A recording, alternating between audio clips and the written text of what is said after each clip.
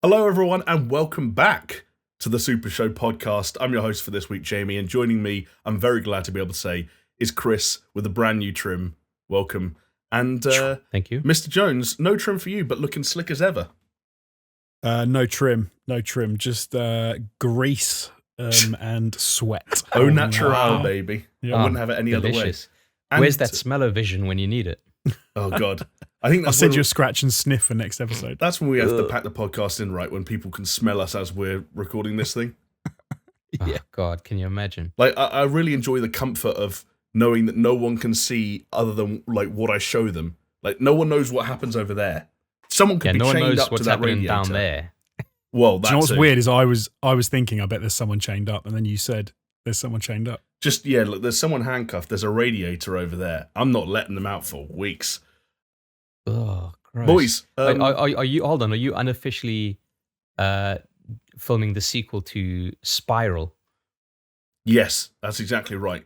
I've got a Chris Rock lookalike. He's chained up. He's not going anywhere. I'm going to wait till I can see those ribs, play them like a xylophone. Then I'm letting him out into a pit of traps and all sorts of nasties. Oh, my God. Oh, do you know what? Earlier on, boys, I was calling the Olympic Committee pussies, but it turns out we're kind of pussies too, because this is, in fact, episode 73. We might have missed a week, but we are not going to backtrack. We're not going to correct the numbers to make it clear that that was the case. We're just going to roll with the punches, because that's what life is about, after all, right? Hell yeah. Yeah. And this 73rd episode in the 74th week in the life of the Super Show can, of course, be enjoyed on YouTube, which you may well be watching us there now, in which case, hello, like the video, leave a comment, Hey. Why not?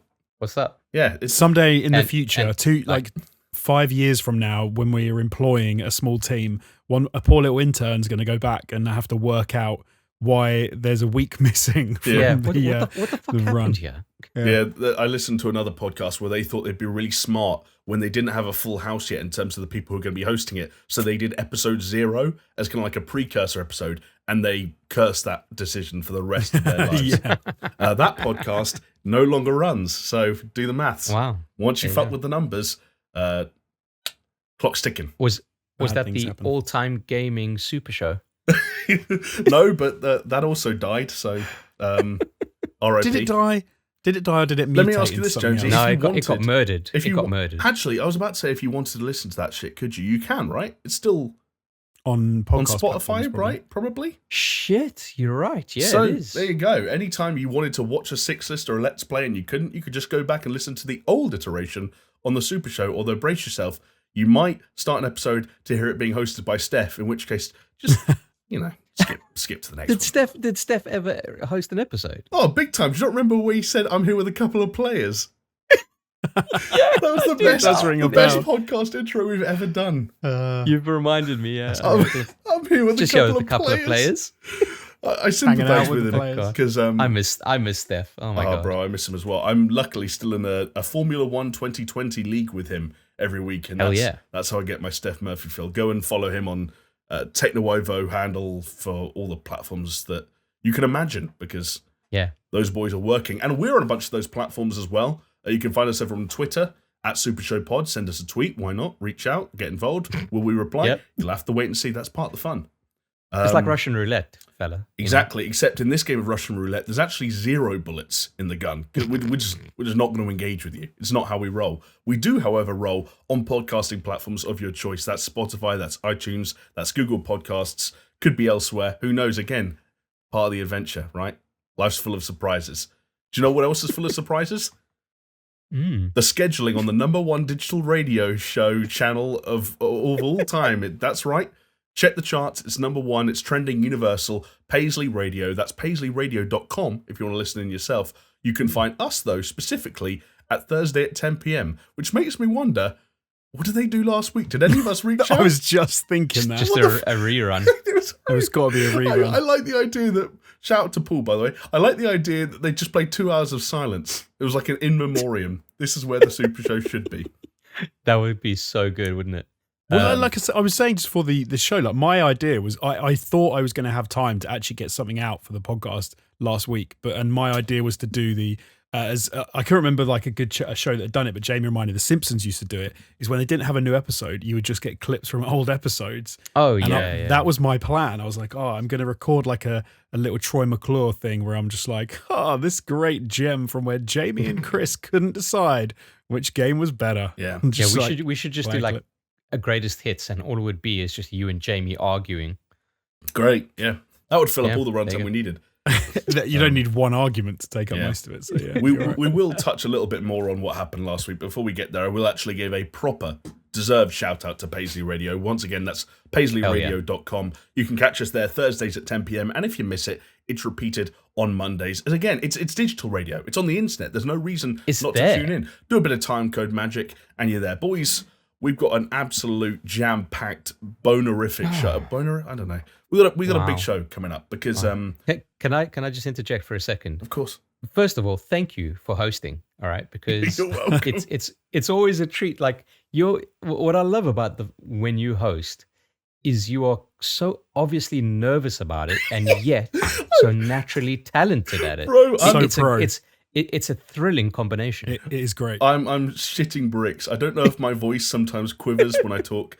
I also made a podcasting. What's the French word? Faux pas. Faux pas, Yeah. mm. I had half a Snickers duo just before we started, and that such a delicious blend of like caramel and nougat and various other ingredients. Is your mouth getting all claggy? It's a little bit claggy. It's a little bit like every time I kind of shut my jaw, it doesn't quite want to open again. It's like you licked a teaspoon of. I thought you were about to say I peanut licked butter a Hold on, tea. you It's said like, licked what? a tit. Licked a tit. No, a teaspoon of peanut butter right before you came on. That's been far too long since I've licked a tit, though. Yeah. Thanks for nothing, Wow. coronavirus. Wow. Jesus Christ. You shouldn't lick your own tit though. I- To be fair, mate, they'll be have so you got- desperate when they finally get out again. You know, you'll be well in there. I think I'll be the Wow. desperate one. I'll be running around like I am now. No trousers, no pants. Arrest me, motherfucker. I'm wanking. You're going to have to touch my dick if you arrest me. So, you know, it's like my, Get your hands off my It's penis. like my anti-mugging technique. If someone's going to try and mug You you, to stab receive you, my penis. yeah. Succulent Chinese meals, huh? They're good. Not as good Oh yeah. as the things we've got to talk about today because we are in full-on pre-E3 mode. That's right. The summer of E3 is not quite upon us, but the game reveals and gameplay reveals and trailers and so on are. So we're going to be talking about Dying Light 2, which had a gameplay reveal today. So did Horizon Forbidden West. We've got a bunch of information on series like Dragon Quest and Sonic. We've even got a bit of tech news out of Valve and Lord Gayben himself. But before... Ah, damn it! We should have called Steph. Say, hey Steph, come on over for the tech minute. I mean, would it be too like crazy? He might be streaming right now, but I could Tech call him minute on Steph. loudspeaker. I could just ring him up and I mean, How about we Would just it- crack would it on for record? now? we could come up with some whole grand Jesus. tale where I call him up and I'm like, I'm in the county you live in and I'm stuck in a crack den. You have to come and get me out. I'm in a K-hole and Yeah. I can't move. I'm stuck in lashings. Exactly. We might have just docked Steph, but there you go. Buy him a Well. pint when you see him there. Lads, I mentioned that we touched on what happened last week. How about we do so in the form of a comment of the week? Yes, good Okay. idea. This one comes in from Alan O'Donnell. Shout out to you, Alan. I hope everything is okay with you guys. Your weekly episode is making a big old gap in my approved weekly podcasts. I think he means us not uploading last. Yes. Episode that's Yeah. left a gap. We yeah. are responsible for Alan O'Donnell's gap. Boys, thoughts, and please, as you deliver them, stare straight down the barrel of the lens so people know you're being sincere. I'll wade right into this one. First of all, Alan, allow us to apologize, and hopefully this will plug your gap adequately. Yeah. What happened, fellas? It's I don't know who to throw to for that. Who, like, neither of you are quite. I should actually. I feel like we need some even further step slow. back. We need some slow emotional music and just like stare down the barrel and do a slow push in and be like, "We're sorry, Alan. We didn't mean to leave you unfulfilled." I thought you were going to say, I think we need some slow jams, and then you're going to start belting out Remix to Ignition. Wow.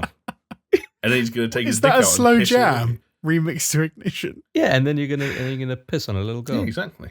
I feel like putting Your on- idea of a good night is weird. You were the one that brought up putting on R. Kelly as make-out music. Do you know what kind of a tone No, I that didn't. sets? Oh, was that? No, I didn't. You said That it. was You said Chris. remix to Mate, remix you're Ignition. talking about licking tits and playing slow jams. I got you. Don't worry, it's all right. Okay. Jonesy, in all seriousness, without being What too happened? without being too emotional. I'm sure like a lot of people who listen to the show regularly know that we all three of us work as editors, like in our day to day, and it just so happened. Hold on a second. Don't insult me. All right. No, don't All insult right, Chris. yourself, You Chris. guys are working. What were you doing last week, Chris? And Chris was Yeah, he was I was- working as an editor. you were working as an editor. Thank you very much. He was, Not permanent. Just a little ditty. and Okay. the freelance nature of the work that we all attempt to do in some cases, attempt to do in some other cases, meant that we were all insanely busy in the normal sort of Thursday, Friday Yeah. run when we record. And unfortunately, that carried on for the whole of the weekend. And so we didn't manage to get anything out. And it really was like wall to wall for all three of us. So we're really sorry that we didn't get a podcast out. But as someone pointed out in our little WhatsApp group, Martin from Just Interesting did point out that we've only missed one week in a 72-week run, so it was pretty good going. But hopefully We had a good run. Also, I like to did. think that we just shocked a few people to remind them who's boss here. All right. You What, come them? here each no, us. They have the power. You come here each week for us, and we Right. are here for you. We are each other's bosses. No, And- it's like a bondage relationship, right? We're like we're the ones with the whip in hand. However, they are the ones with the real power because they've got the safety word and they can just say stop whenever they want and turn us off. yeah. Well, yeah. That's how I it mean, works. I am sorry, everybody. Usually we get busy at different times for different reasons, for different things, not necessarily just work. Although this time it was work for all three of us, and I think that's why it kind of just all fell apart. And there were some deadlines that happened over the weekend, which made things exceptionally difficult to kind of record whatever we could record. And hey, sometimes you just have to take that L. But you know what I learned this weekend, fellas? What's that? An L doesn't stand for loss. It stands for lesson. And as long as you learn from it, you're winning. All right? Yeah. If you turn Do it, you know what happens? If you take two L's and you put them together, you make a win. So there you go. And you cock them 45 degrees. if you turn Yeah. L upside down, you get a 7.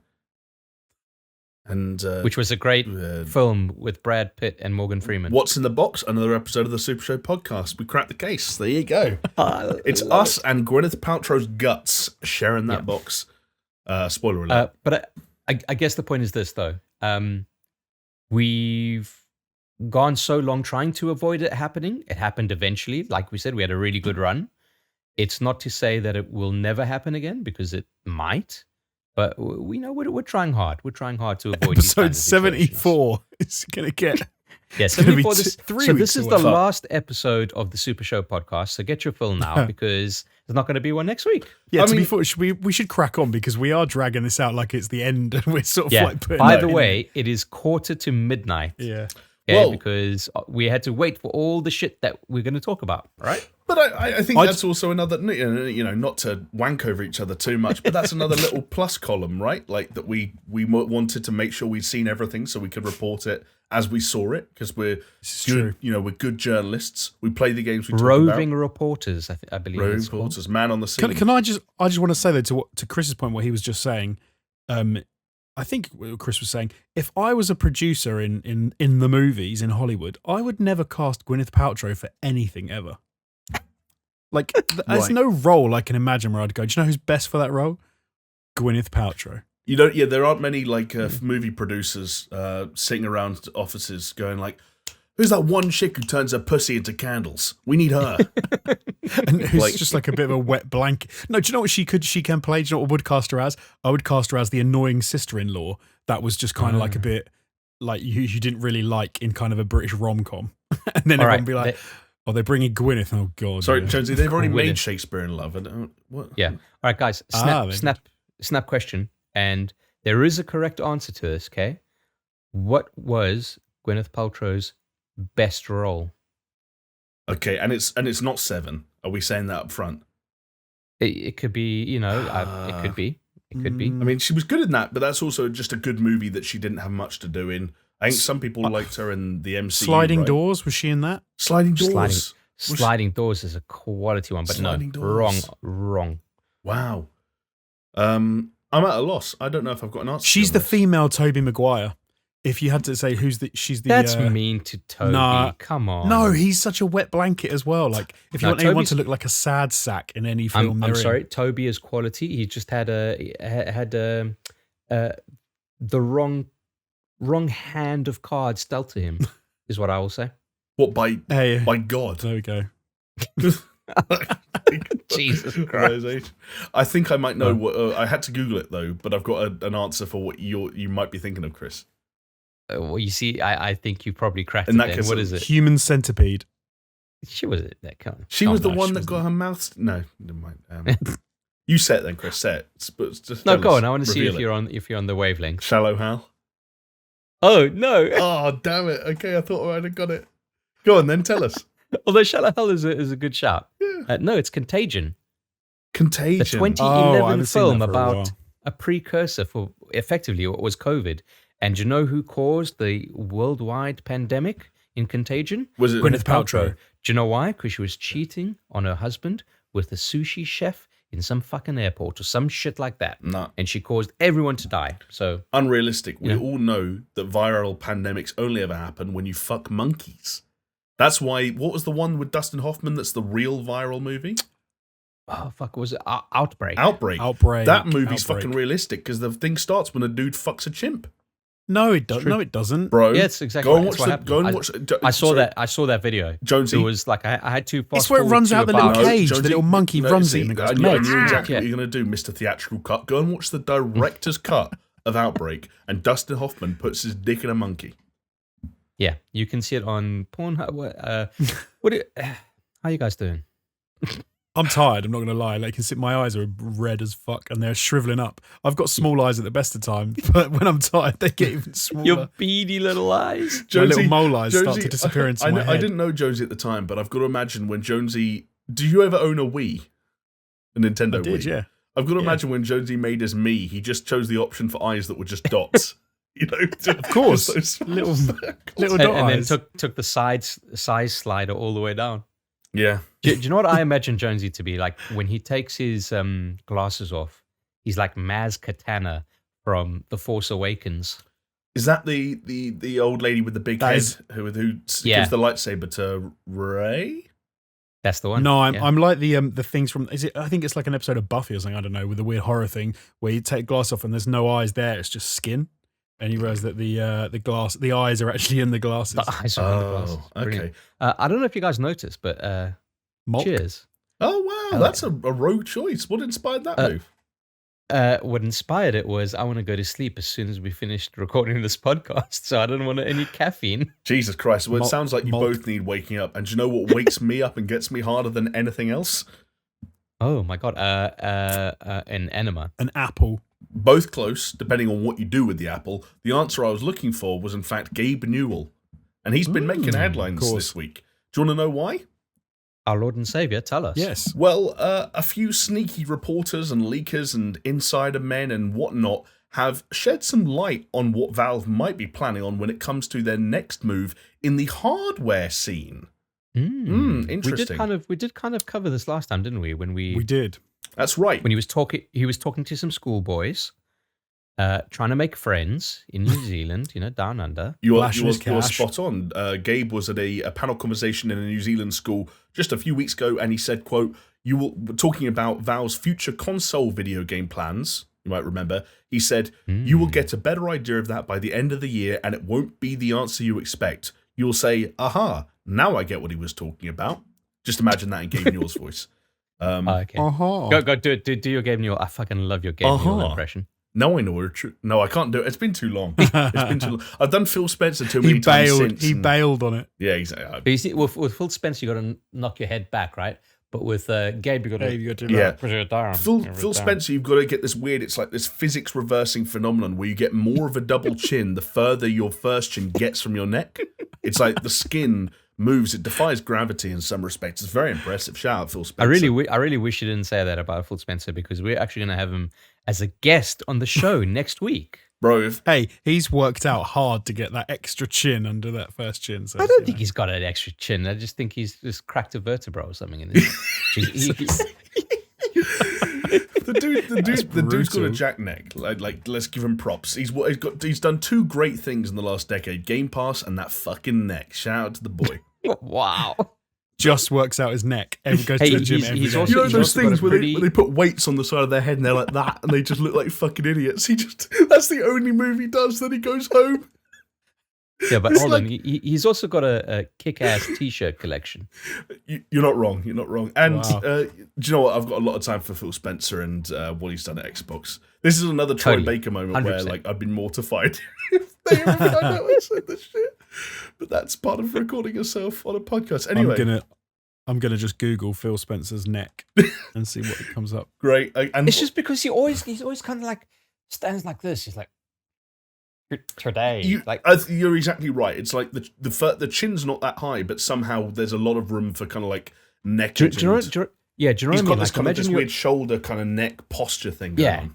and like imagine your vertebra in your neck, right? Where it's like they're cubes. If you imagine them to be relatively cube shaped, but it's almost like one of them is like a cheese, like a cut cheese. You know, like the classic cartoon cut cheese where it's like The wedge. triangular, Yes, a wedge. All right, and it's like the wedge, except the tall side is in the front, like by his throat, and the small side is at the back of his neck, and it just kind of like cocks his whole head back. The dude can't help it. So what's great is I typed in Phil Spencer neck, and it's given me like half the pictures of Phil Spencer. Half of them are this guy from a British like TV show about houses. Yeah. And it's really weird. There is an English Phil Spencer it's like location, or one of those shows that he One of goes them, to. Yeah, you'd recognise him, Chris. Yeah. Because God knows you love your TV. Right, Gabe. Sorry. Back to Gabe. Yeah, so obviously, look, Valve obviously have a huge presence in the PC market for obvious reasons, Steam and so on and so forth, and obviously developing and publishing their own games. When it comes to other forms of Shout out to hardware, the best game in the world, Dota. well, I thought you were going to say half. I don't. They make games. They've made games. Artifact. Ever heard of it, guys? Round of applause. No. When it comes to their dabbling in the hardware side of things, it's been a little bit touch and go. Obviously, some of their VR efforts have been well received, and seem to be still going fairly strong. The Steam machines, for those who remember them, not so well received. They were a range of kind of, Chris, you might know better than me, but almost like an attempt to sort of like home consoleify PC specs at slightly more affordable price, and in a way that was less scary. Not even that really. It was just almost like a certification program, and it was like, I guess Valve had a certain specification, like a minimum specification that they could say this could construe as a Steam box, and you can market it as that. Alienware had a fucking Steam box, like companies did it. It just wasn't very well. What's the point when you've got that sitting next to other builds of PC you can buy? Like, well, no, it must be weird. Because the point was that this was at the time that Valve were thinking of doing their own OS, their Steam OS, okay, right. which I think they still have kicking about somewhere. But the idea was, is that the thing you can open up? You can play games in on Steam if you want to go into like big picture mode, and you just sort of exactly, very similar kind of thing. But the thinking behind it was you wouldn't run Windows; it would just boot up into the Steam OS. Oh, okay, right. Yeah. So it is much more console-y than. Yeah, and I guess a bit more streamlined, as it were. A decent idea, a poor implementation. Let's put it that way. Yeah. However, I did buy one of their Steam controllers. It's still in the box, but I did buy it. I bought one of those as well. They were throwing them away at one point, right? That's why I bought it. It was like $5 or something. There you go. Well, yeah, so the numbers on the Steam machines, for anyone wondering, is that by 7 months after the official release, they had sold fewer than 500,000 units, and in less than a year, they had been discontinued entirely. So I think Valve would admit something of a failure, but, boys, they might be at it again with a little something called Project Neptune, a.k.a. the SteamPal. And that's not a joke. That's actually what some people are calling it at this stage. And even better, because there is a logo knocking about of SteamPal, and I think it's a logo that was extracted from like this like data pool. So it's from Valve's end of things, but all it is the Steam logo and PAL from PayPal kind of fucking chunked together. Yeah, it's exactly. ridiculous. It's weird. It's insane. And let's get straight to the point as to what the SteamPal actually is. It's being described as, and again, because none of this is technically official, a Switch-like portable PC designed to run a large number of games on the Steam PC platform via Linux, and it could launch, again, depending on the supply chain, by the end of the year. Boys, if I could get both of your gut reactions when you hear about Valve making a Switch-like portable PC that's coming with gamepad controls, with a touchscreen, with everything. Jonesy, like, what do you think when you hear that? Not to put you on the spot, but that's the fun of podcasting. I think it sounds like hot trash. Yeah, okay, good. Like so Switch, as we talked about before, the Nintendo in general, but the Switch as well specifically, like has a specific market, and Nintendo has a very specific place in the console market. Like it doesn't compete against PlayStation, it doesn't compete against Xbox. It's its own kind of thing. It has its own kind of games. And that's why, for example, you can have a Switch which runs at lower resolution, has less, like the graphics aren't as good, etc., and it doesn't matter because it's works. It's Nintendo, it's Switch, it's fun, everything. But the second you say, okay, you now want to take the pinnacle of gaming graphics wise and fidelity wise, and the people that like to play those, and people that buy games on Steam, and now you're going to compress that down into a handheld, which is going to be massively limited on processor power, graphics power, like everything else. But is it? Yeah, of course it will be, because if it's basically what you're gonna have to do is take a laptop with really high end stuff, smash it into something really small, stick a screen on it, and then make it portable. So you've got to be able to carry it around. It can't be huge. You've got cooling problems and everything. It's either going to cost a fortune. It's going to be like 10 grand because it's so like cutting edge, or it's going to be not as good as your PC. Well, Jonesy, there are companies that do have these kinds of things on the market that run Windows 10. They are available. They're not super expensive. They are decent. Not amazing, but they are decent. But what you got to remember is Valve have a lot of money, okay? Whereas these companies that are pumping out these things, they're kind of like niche products. So Valve's got a lot of money, which means they have a lot of buying power. Well, like Nvidia tried it, right? Nvidia made their little clamshell thing. What was it called? The Shield. The Shield, Nvidia yeah. Shield. Nobody bought one. No, and Except also for one person I know. Alienware have already released, I think, a concept, right, Chris, for something similar. Yeah. But I think they called it Project UFO. Yeah. So I think from Gabe's perspective, there is an interest there. Whether it's a good idea or not, I'm not going to comment on. I will for you. It's a bad idea. Okay. But mixed with that, the talk about I believe it's called, is it the Renoir? AMD, not the Renoir, it's something else. Anyway, AMD's new kind of like APU that they've got working on. And the speculation is that this APU is what is powering all of this and has kind of led to this kind of decision. Because if you think about it, what Steam does, or Valve rather, what they do with Steam boxes, just because you can't buy a Steam box doesn't mean that they aren't endlessly tinkering with that kind of concept, right? Yeah. So you said, okay, the Linux operating system, that is what SteamOS is based on. It's based on Linux. Or Linux, however you fucking want to say it.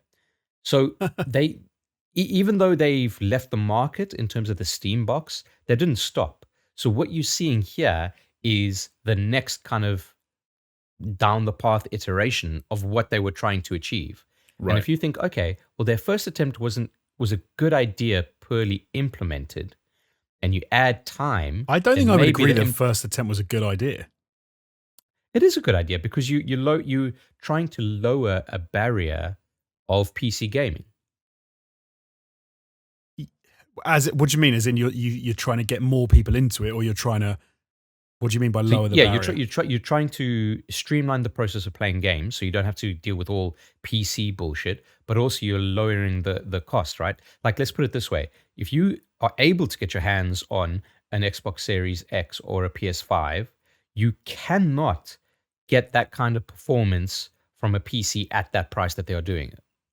Right? No, I see what you mean. But for me, the weird thing is, like, if people want to buy a PC, they're going to buy a PC. If people want to buy a console, they're going to buy a console. If you come out and tell me, I've got a box which is basically a cheap PC that runs games and works kind of like a console runs. I just don't really know who the market is. But why? The market is the people that want a PC and can't afford high-end PC. But also, like, you think about what a Switch is for the time being. If you ignore the fact that it's got Nintendo branding all over it and the bright colors that come with that, like the Switch has been an indie handheld console for years now because of the shortage and slowdown in Nintendo first-party releases. Like, you take fucking Animal Crossing out the picture. The last 12 months have been like, I hope Devolver put a new game on the Switch this week. That's all it's been there for. And yet it's still the fastest-selling console. Like, the world clearly wants that in their life, right? But they don't want it for the indie games, right? They want it for Animal Crossing. They want it for Pokemon. They want it for... But you wouldn't buy it for there is a wrinkle that I can offer, and I was going to save this till the end of the discussion, but I can offer it now if you want. Do it. And it's nothing official. This is actually... do you mind if I blow my own trumpet briefly? Well, I mean, do you need to, dude? It's a family-friendly show. I said trumpet, not rusty trombone. Chris. Sorry. Okay, yeah. But this is genuinely... Sorry, it's the Alaskan Gold Rush. There you go. I did 3 minutes of research prior to this podcast, and this is one of the things I stumbled upon. I looked at the Wikipedia entry for the Steam Machine, which we talked about earlier, or Steam Machines plural, and looked at the reception section because I was looking to see, numbers and sales, which we talked about earlier. And I found an interesting quote from last year, once again from Gabe, who said, "The Steam Machine hardware we were pushing for was super incomplete at the time." Okay, great. It was stated that Steam Machines impacted... This is the important part. It was stated that Steam Machines impacted Valve's design for the Valve Index and Half-Life Alyx with, quote, designing hardware and software in concert with each other. So now, this is the trump card that I would like to play and get both of your thoughts on. What if Valve looked at the Switch and said, okay, what they've actually got there is the best of both worlds, where the third-party support for the Switch is there because the people are buying the console and people want to play the games, and so games sell very well on the Switch. If you can get in the Nintendo store, your game's going to sell well. It's great for indies. Nintendo also hold up their end of the bargain by saying, hey, Mario Kart and Zelda and Super Mario, all these franchises, even future-looking, people know they're going to arrive on the Switch because it's the only place for them to live. What if Valve had something similar planned, as weird as it sounds, for the SteamPal? And what if there were unique to this handheld entries for Half-Life, Left 4 Dead, you name it, things that people want in their life? You've connected a few dots for me. Okay, cool. I'm glad. Because Valve have been working... Confirmed rumor. Valve have been working on another Half-Life game, which is rumored to be called Half-Life Citadel, which is an asynchronous gameplay thing where... you've got the way that I understood it was you've got a player on the ground and then you've got another player above, like RTS style, moving units and whatever, and then the two people are fighting against each other. If you imagine that kind of a scenario, right, okay. So if this is true, then you say the index is for the person on the ground, right? Because you're getting the immersion, the FPS, etc. And then this Project Neptune SteamPal is for the RTS guy who's just casual, dropping in, fucking about, whatever it may be. Also worth remembering that Half-Life Alyx, yes, it was made in tandem with the Valve Index, but it is available on all PC VR platforms. Mm-hmm. So it's not to say that they're developing this game, it's only going to be on the SteamPal. But in terms of that, it starts making a lot of sense to me. However, to quote Robin, the Just Interesting podcast, go check them out. They're very cool. The issue that this will have, right, and it's the issue that the Switch has. Every time we spoke about the Switch and a AAA PC title was ported to the Switch, say The Witcher 3 or Doom 2016, Doom Eternal, whatever it was. And I'm always like, oh man, I'm so tempted to get it because I just want to play it on my Switch. But then you remember to yourself, the input on the Switch is trash, for those kinds of games. Yeah. You don't want to do that. And now you're talking about bringing the Steam library, which is predominantly going to work best with a mouse and keyboard, and you're saying, yeah, just put it on a fiddly little remote. And then you think to what Valve tried to fix that problem of not having a mouse and keyboard with the Steam controllers, and those didn't really work out that well. They were rubbish as well. So it's not necessarily that the form factor is the thing that's holding it back. It's not that it's handheld or that it's a screen on a controller or whatever it is. It's the actual controller and input itself. Okay, you can get around it, sure. In like certain games, like if you just want to play Apex on a fucking mid-range PC in your hand, then sure, whatever. But there's some interesting challenges here, and I'm going to be very interested to see what they come up with. Oh, totally. I think you hit the nail on the head though, Chris. Like it's. I think this idea, if it comes out as we're imagining, right? SteamPal is basically a PC sort of Switch thing. It's just going to be like kind of beige, right? It's not going to be good at anything. It's going to be kind of mediocre at a lot of things. And I get the point about like Steam is. Sorry, not Steam. The Switch is a big indie console, but I think you even said it, Jamie. It's an indie console because they don't release enough Nintendo content. Yeah, and the problem Steam have is they can never take their first party stuff and say, well, now you can only get it on the SteamPal, because that would decimate their they'll never do that. PC stuff. So then you end up with this really strange situation where you have a company that are a PC game company putting their stuff onto a mobile platform. But then you say like, well, loads of these games, then you're either vying with or fighting with the mobile gaming market, which is kind of seems to be growing as well, because they're not as exclusive as like Nintendo games. So it's not the issue where the only place to play Nintendo games is on the Switch. PC games seem to be more ubiquitous anyway, like on Android, etc. Yeah, right. You've then got the problem to say, so that all being said, they're then, even if they're getting into the hardware market more and trying the hardware market again, that's what everyone is apparently moving away from in the next 5 to 10 years, because hardware is not the future, right? So it seems like a strange move. I mean, you can say that maybe you could say they can make it work because they've got all the money, but then I would maybe say they're doing something they shouldn't be doing because they've got too much money.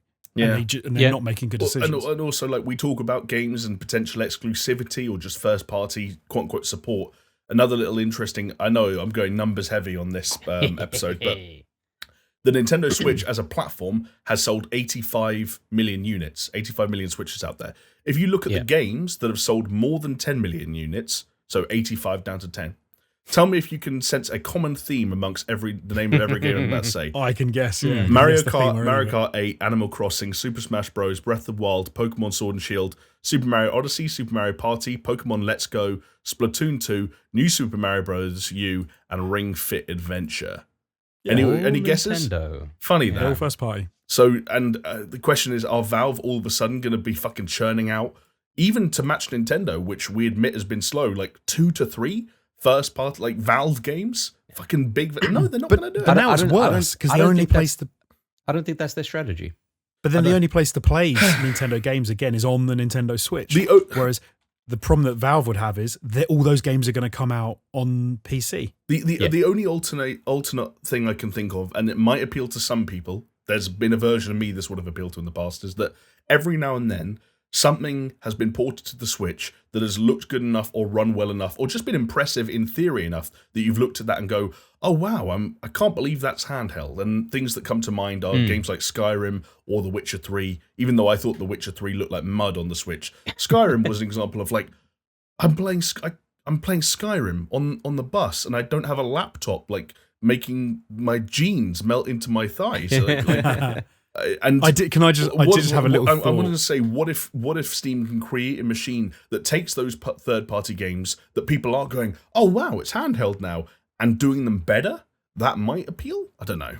Yeah, you got to. Sorry, Josie. Before you get on to your thing, you got to remember of the games that will benefit most from this kind of thing. Okay, and you're talking about, as an example, they might be on other platforms as well now, but they weren't for a long time. You're talking about your Rusts, you're talking about your Ark, you're talking about even Stardew Valley. Like, I know they're on the other platforms now, right? But, Steam is the place where they come up. Yeah. Right? Yeah. So getting a Steam machine in your pocket is like, that's pretty cool. Then to have like the next Ark or whatever it may fucking be, the next thing to know about, scavengers, whatever it fucking is like, yeah. Okay, cool. That's now in my pocket. I like it. And The Steam one- sales, baby. Steam sales. The one wrinkle I would say is that I hadn't thought of earlier, but before, is if this turns out to be like a just over £100 handheld device that Never. actually, hold on, that doesn't actually have like much sort of hardware built into it at all, and is just an advanced receiver that you can connect to your PC, and it operates as a Steam hub. And you can take it around wherever you want, and it's effectively like a fancy like 5G receptor. And then you can play your entire library in like phenomenal quality wherever you want. And it was cheap enough that you effectively had it as a PAL for your main Steam machine, which is your PC, SteamPal. Then I would say that to me would be a much more interesting prospect, because like Jamie said, the idea of sitting on the bus and playing like the best new game that came out on PC in the best quality, and you blow everyone else out the water, any console you like, and it's right there in front of you, and it only costs you like, fair enough, let's say £200, but you know, because the actual mechanics inside the machine are basically pretty limited. It's just a receiver. Then I could see that. Well, Jonesy, that exists. It's called a shitty laptop with Stadia. But also, do you know what I did legitimately for the first time like 3 weeks ago? I was playing Disco Elysium and was close to finishing it, but this chair here was getting quite uncomfortable. I got on my laptop in bed over there and did the link thing to this PC. So this PC was just on, and I was streaming the game while it was running on this PC to my laptop. Yeah, what? Steam Link, and it wasn't great, but then it was all over Wi-Fi. Both ends were over Wi-Fi, and my internet's not great. You have to use your phone to go through Steam Link now, right? No, it was literally, so I would to leave this computer on as normal with Steam open and me logged in. When I went onto my laptop and opened Steam and looked at my library, the play button next to Disco Elysium had changed to just the word stream. And I clicked that, and it launched physically launched on my main PC, and would stream to my laptop. Now, Disco Elysium is uniquely appropriate for that, because it's slow and it's text-based and so on. But it worked, and I don't know, Xbox are exploring that as well when they're trying to combine, the native power of the Series X with the floaty, cloudy power of, the Project X Cloud or whatever it's going to be called in the future. I don't know. The other weird wrinkle about all of this is that it's kind of awkward thinking of this as a more powerful Switch when this time next week we might be talking about a more powerful Switch. So watch this space. All the more reason to tune in next week. But either way, more games console, more hardware to choose from. A good problem to have, boys. Do you know what a bad problem to have is? Syphilis. Not having the money to buy those. You hit the nail on the head, Chris, not having the money. But you know one thing that helps just that little bit? It's the support of our fans, not pans. Support of our fans on Patreon. Our dedicated pans. Subscribe to my OnlyPans. It's just me and my kitchenware. You'll love it.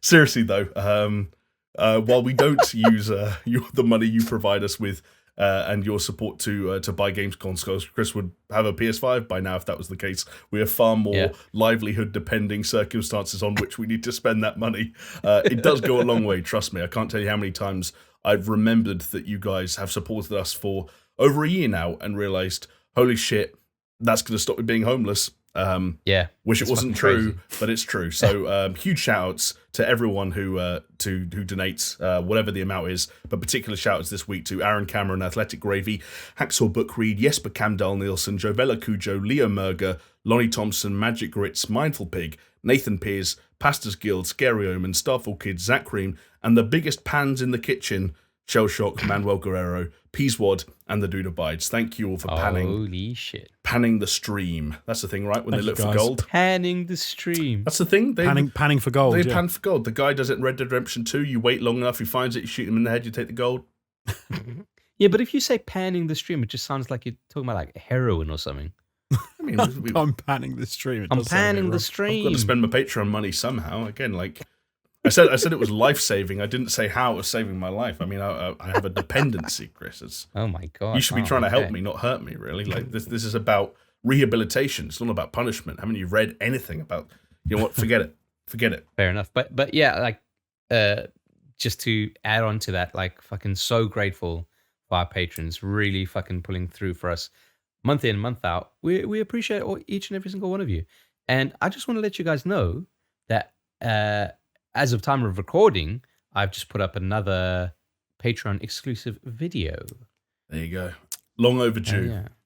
Yeah, it has been long overdue, and hopefully plenty more to come. I got some stuff that I want to share on that Patreon, and I think that's it'll be fun. It's one of those things, dude. Like, you talk about having stuff you want to do in the Patreon. I had a moment the other day where I was looking through sort of a website that had a catalog of kind of like visual design ideas and templates for various projects. And I was looking and I was thinking, God, if we sat down to play Resident Evil, for example, one day, and it ended up being produced in the format of like a Let's Play series, say, rather than a live stream, it would be really fun to make like a cheesy, green screeny, like horror, like intro slate just for the beginning of each episode. Because why the fuck not? Because, you know, we could do whatever the fuck we wanted. And I was just thinking, like, it would be fun if we just had all the time of day to devote to this stuff. And not to mention money. Tell me about it. It's one of those things, right? Like, where you want the Patreon to you effectively want the Patreon to pay your bills each month, that you don't have to worry about having to do any other work. We're far away from it between the three of us. Just a bit.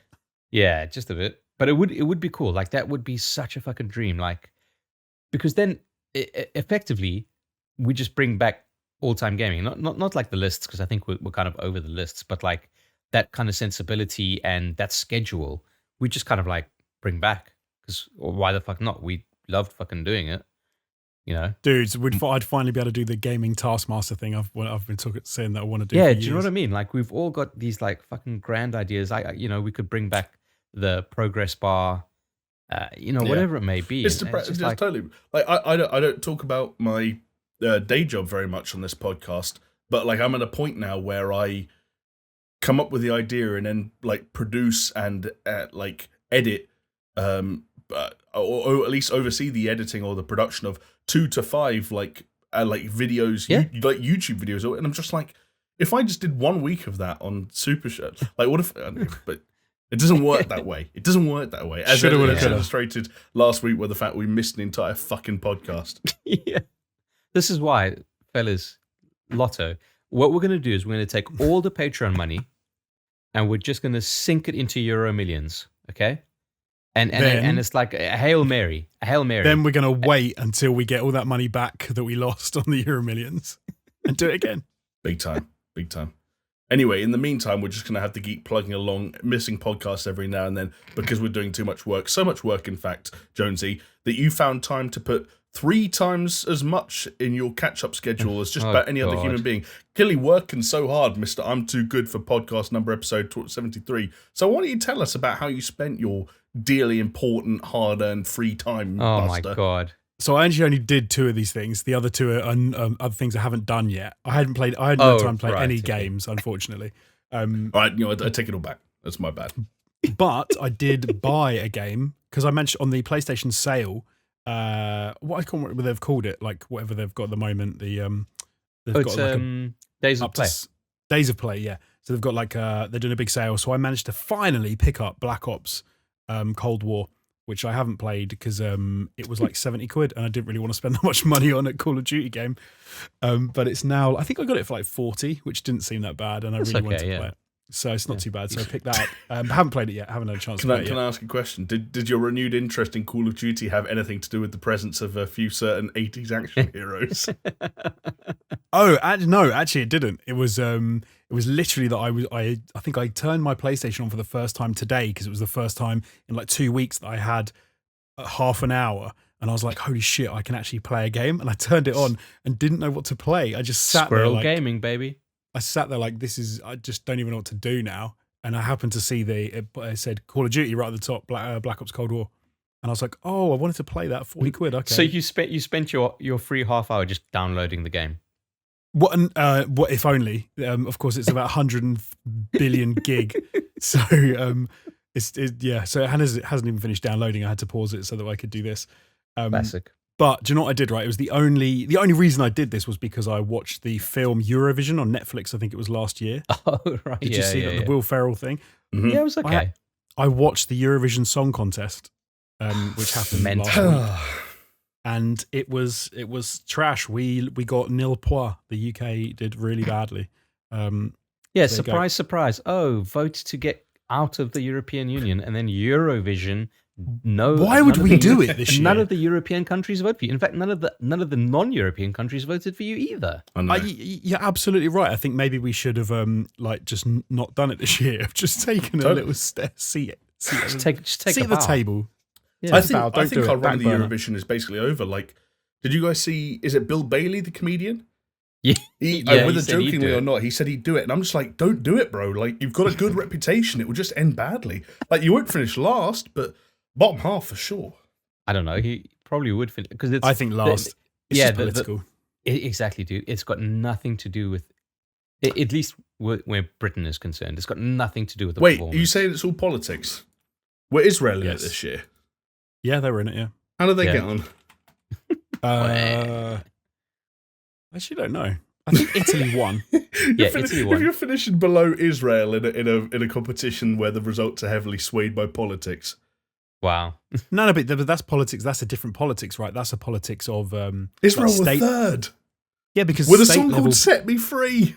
Yeah, the irony of that was horrendous. Oh my lord! No, but they were 17th. They were third in the running order. My bad. All right, yeah. But then that's state politics anyway, right? So that's a bit different because they're still going to get, like, Jesus Christ, let's not talk about geopolitics. Yeah, let's just move on. Let's move on.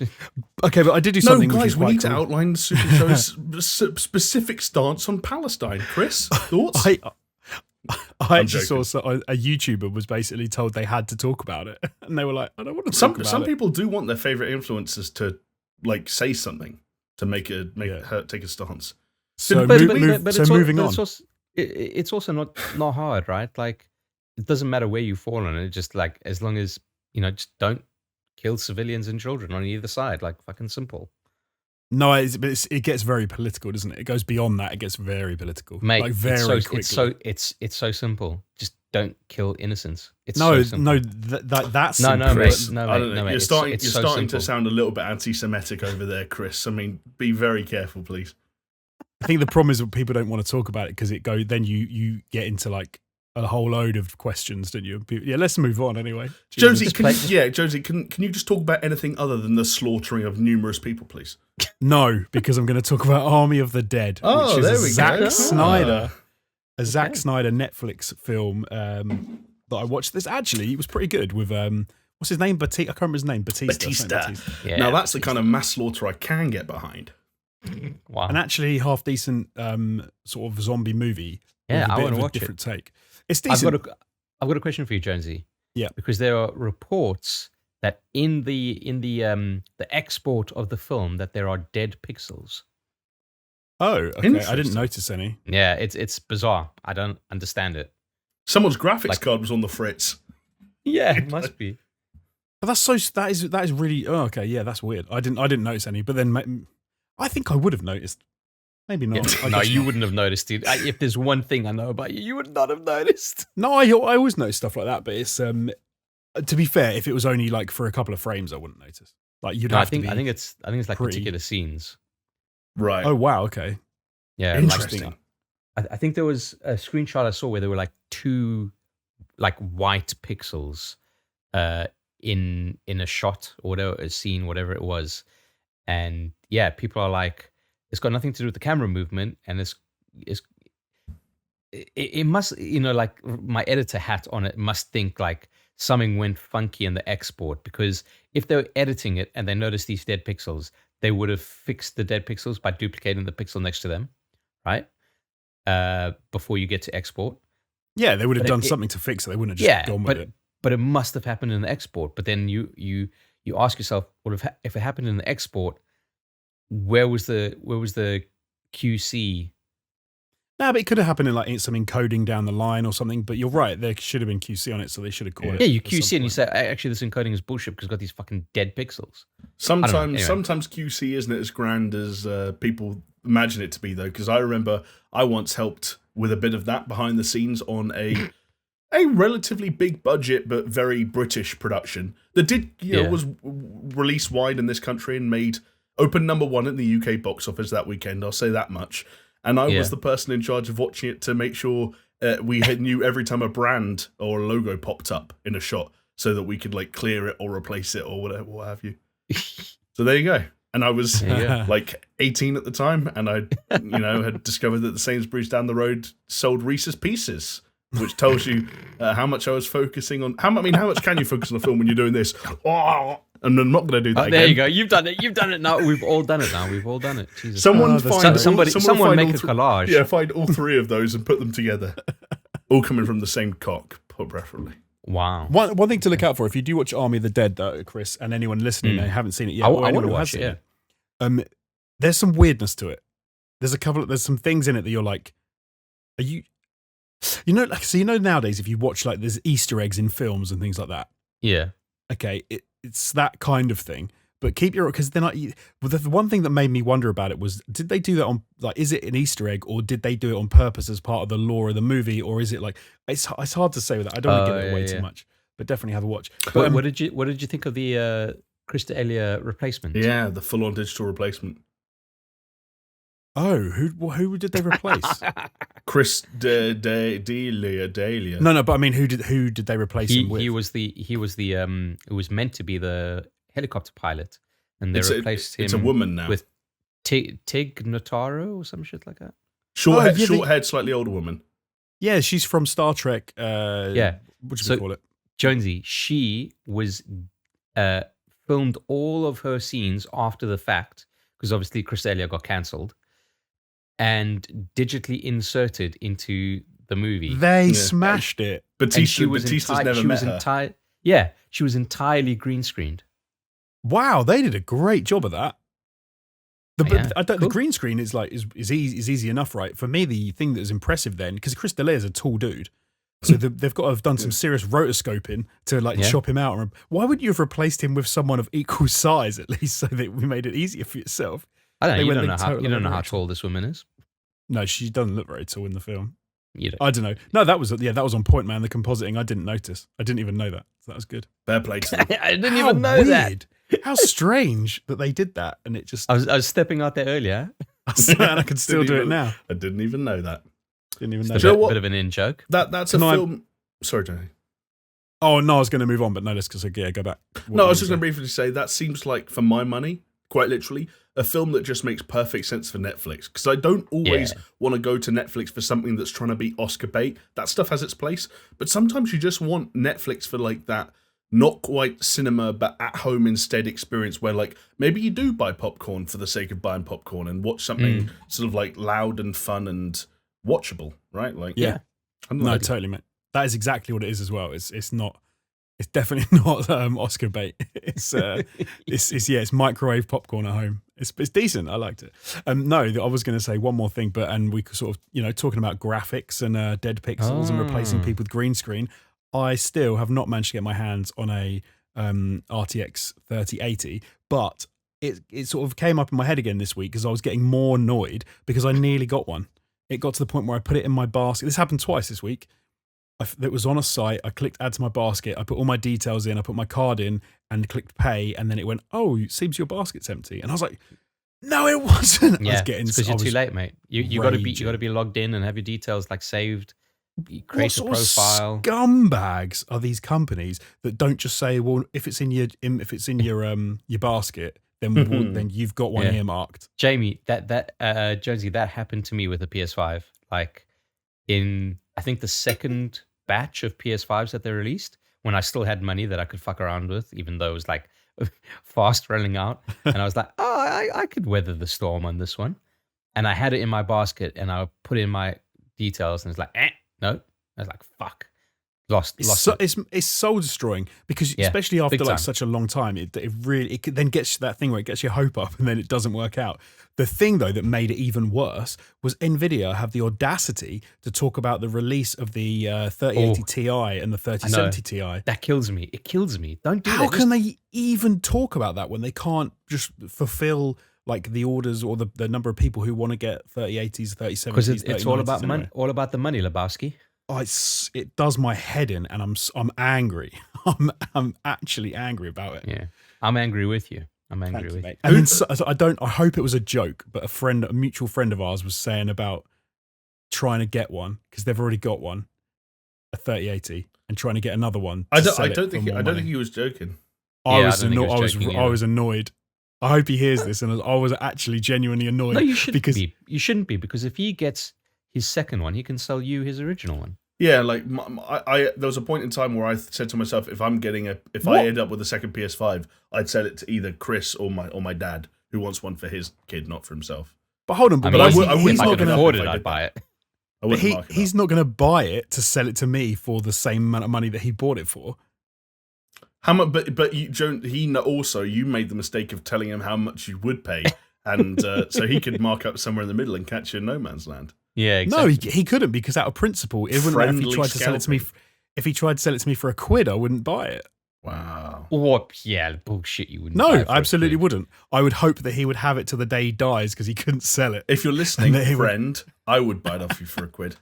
I wouldn't. I wouldn't go near a bloody barge pole. I would a pound and a wristy. So, well, you've won. Yeah.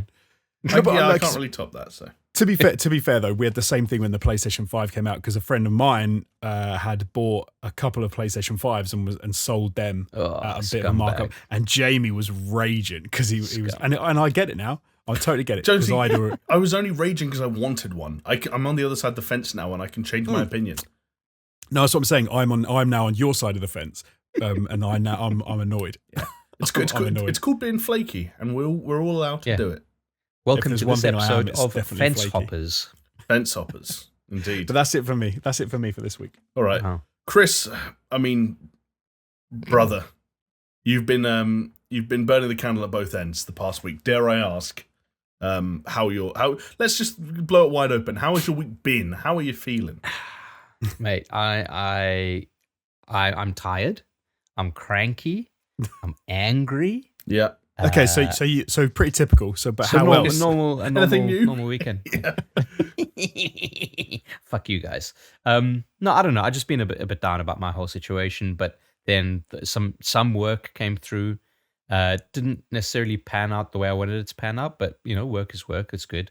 I hope I get paid for it. Yeah, if you want to catch Chris's OnlyFans, then he'll put the link at the end of the show. Jesus Christ. Boys, it's getting there. It's getting to OnlyFans territory. I mean, anything I can do. But no, I've been really busy. Not just with work, but just with like life stuff and what have you.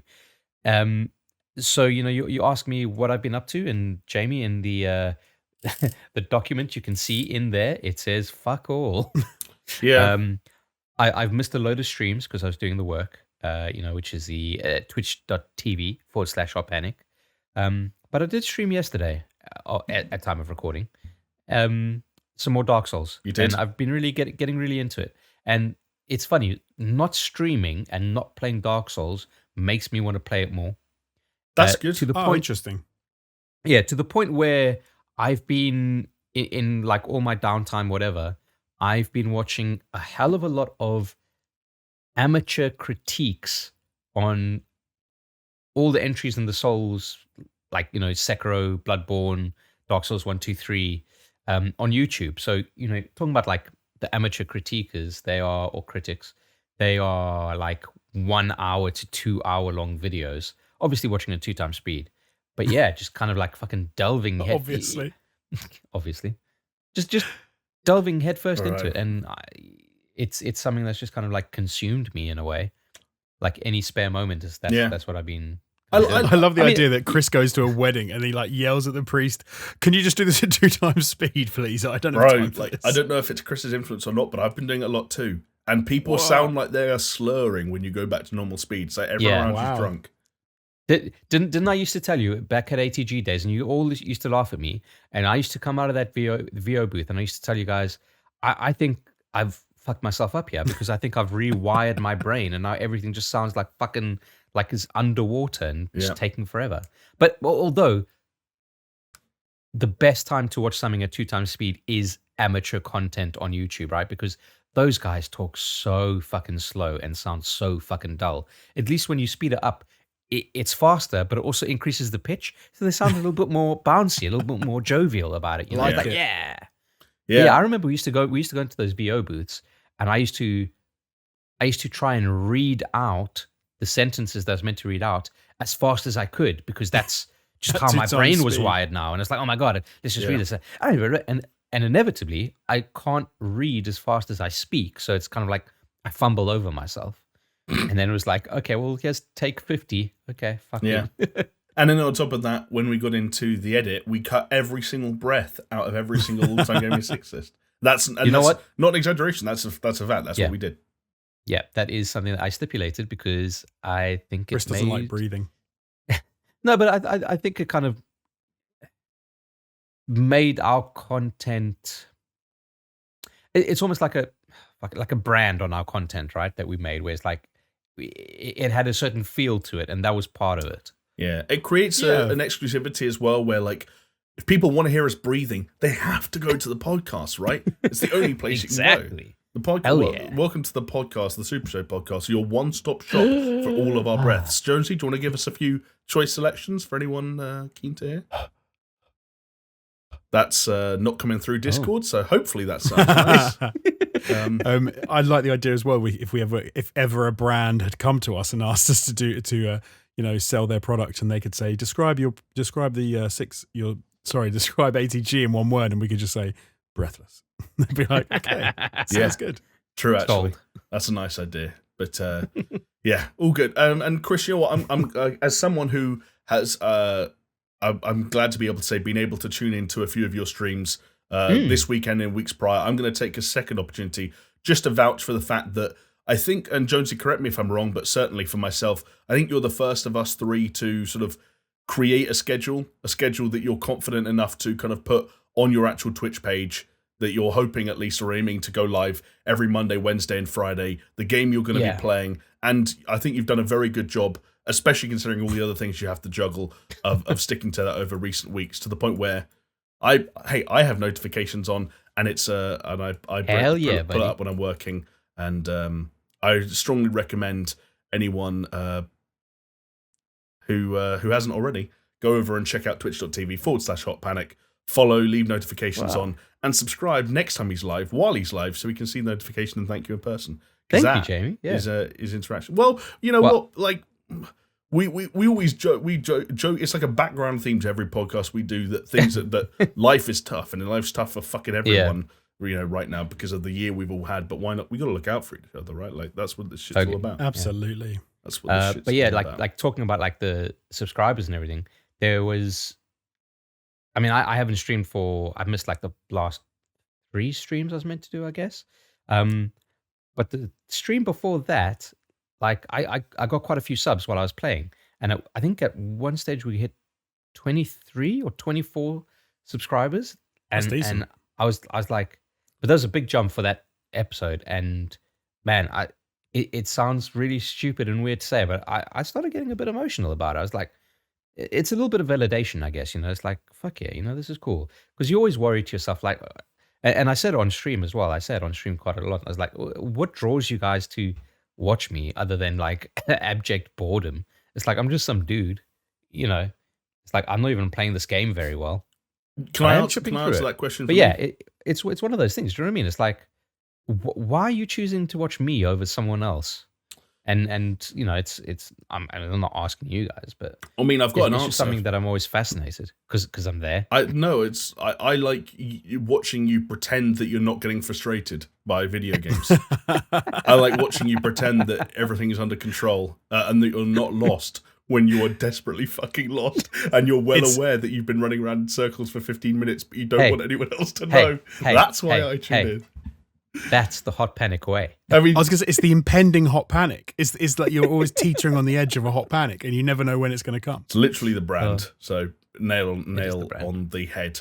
But I would like to just give a shout out to Quaylag, that salty bitch. I beat her. Is the little spider wench in Dark Souls, and I rang the second bell. Not that it means anything to you guys, but boom, there we go. You know what? Making my progress. It's like what was it? I'm Vanessa Carlton, making my way downtown. Walking fast. Well done. I'm sure Joel Asp is... That was the most condescending well done I've ever heard in my life.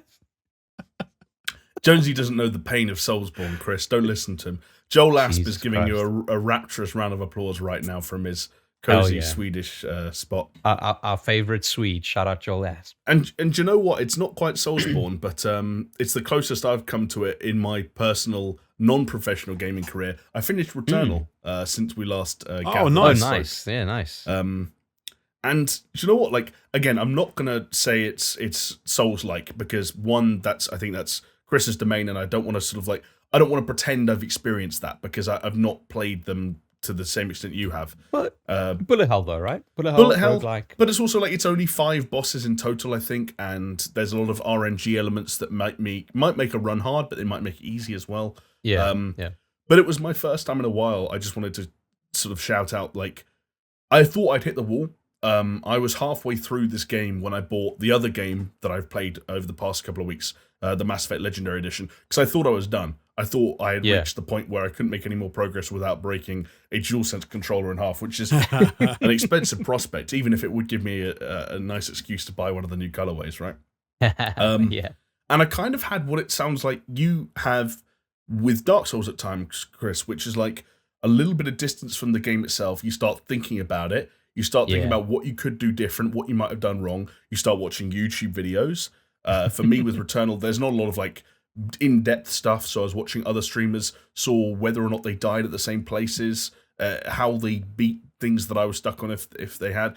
And I took like 24, that doesn't sound like much with hindsight, but 24 hours off and went back to it and beat the part that I was stuck at and got almost basically to the end of the game all in one run. It was probably like a 3-4 hour long run.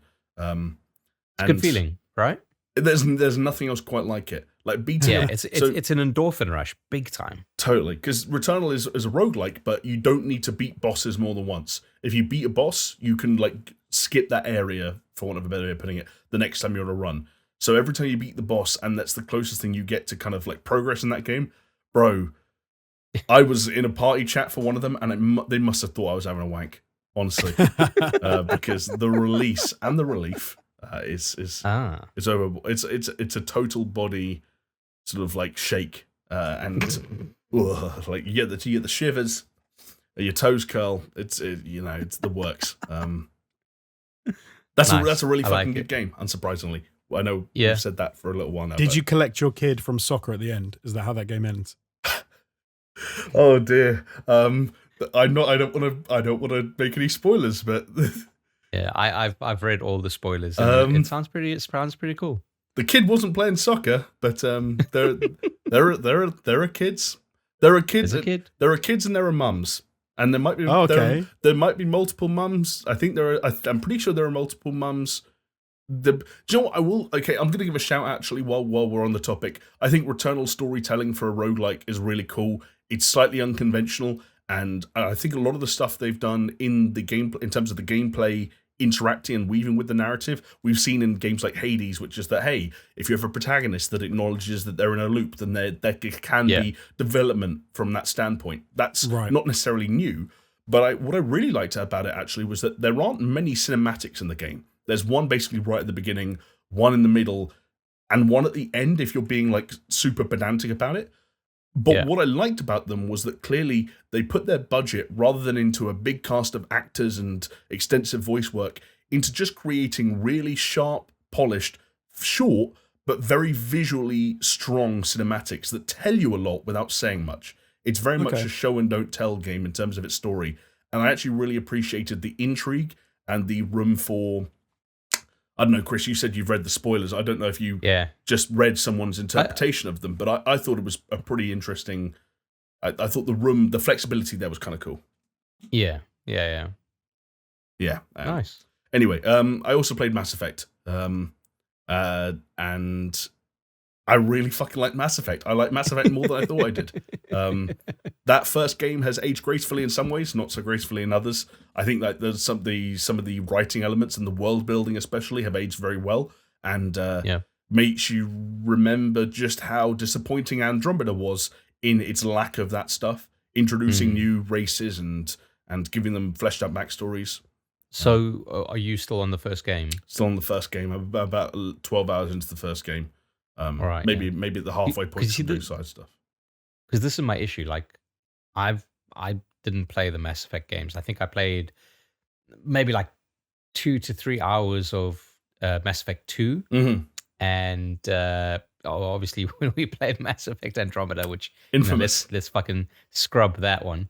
But yeah, it's something that I'd like be interested to get into, but at the same time, it's just like I just don't have like. But my backlog is just like going ridiculous. They can be short games, is what I'd say.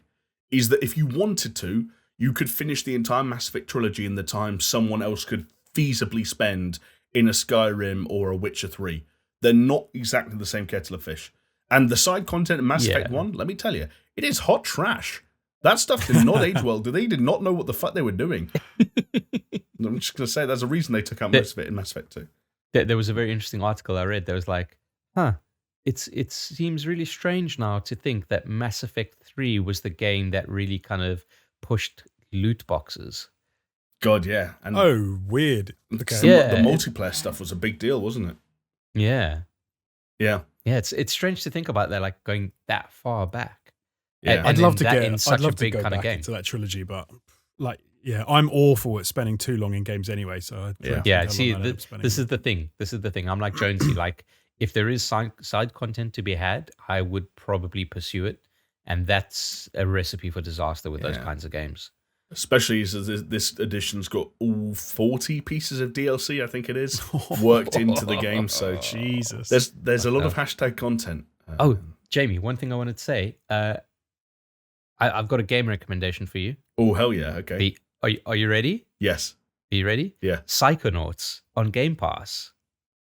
Okay, now that is an interesting one. I'm going to open up a How Long to Beat tab.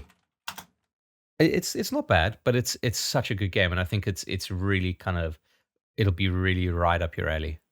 12 and a half hours. Right up your alley. Is it on PC? Do you know? Or yeah, I think so. And like PC Game Pass, I can check. 12 and a half. That's not too bad. No, like, and that's the kind of thing. I'm not actually playing anything on my PC at the moment.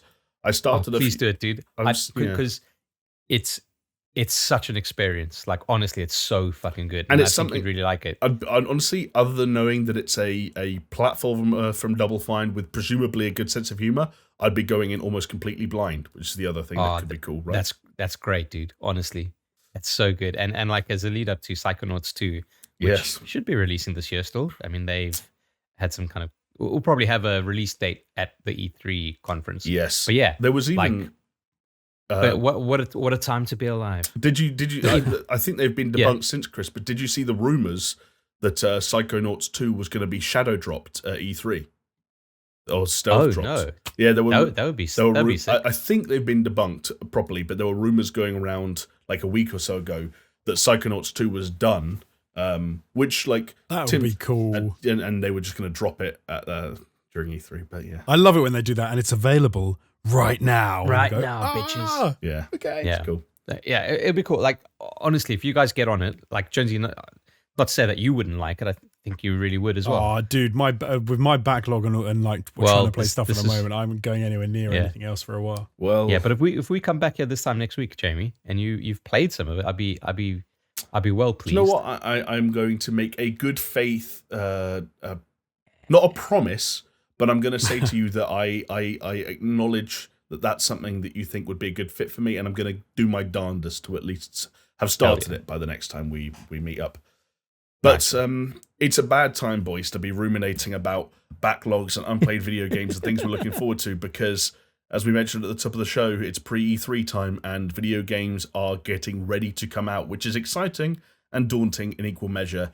And today we were treated to a host, 4, in fact, separate individual live streams from 4 separate games/series that all have things that are going to be vying for our time and money in the coming months. And we start with, I say the biggest, possibly the biggest, depending on your perspective, but it is the one that's exclusive to a certain family of consoles. I'm talking about Horizon Forbidden West.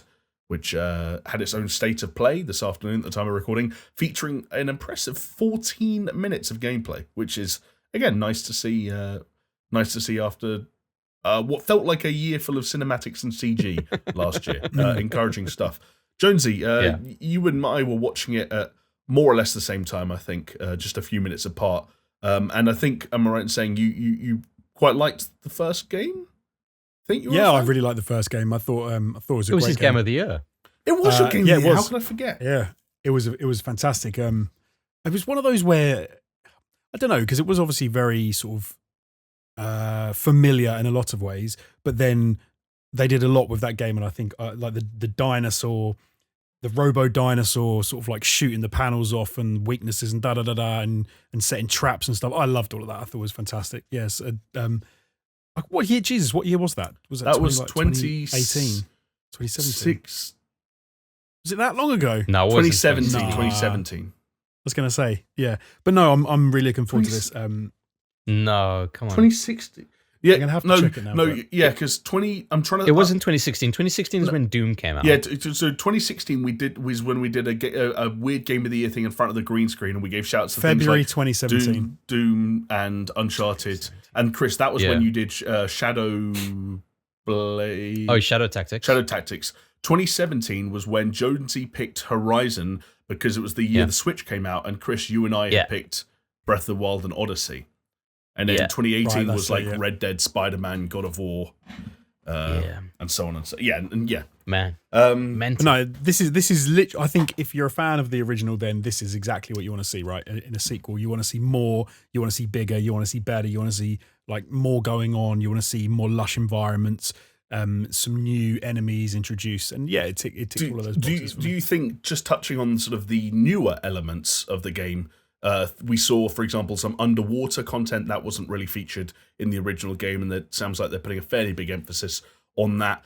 A new enemy faction that can kind of ride these robots as well, because Aloy can kind of take over them and possess them, and now the bad guys can too.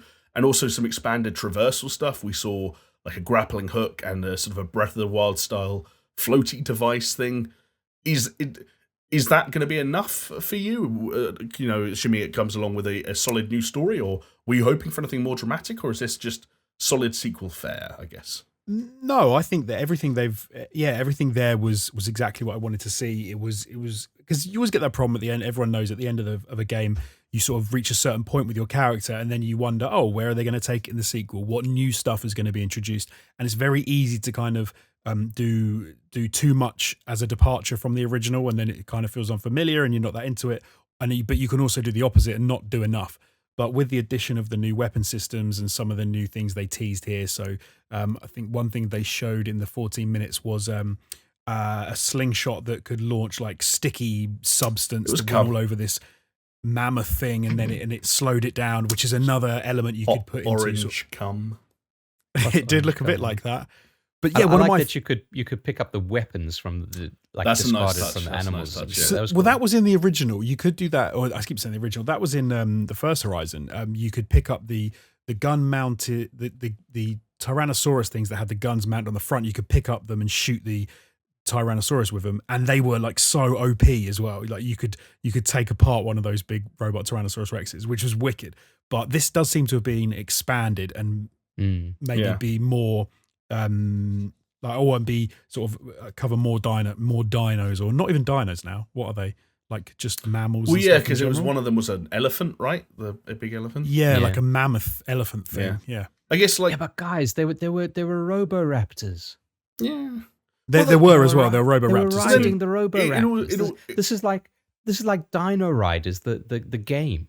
And Dino Riders was great, I guess, wasn't it? Because Chris, that's the interesting thing, right? That that you can, like, for PS5 owners, they are constantly having to pick up new games and try things they might not have otherwise tried, like Returnal or Dark Souls, because we're all trying to validate our purchasing decision and convince ourselves we weren't fucking morons for being early adopters.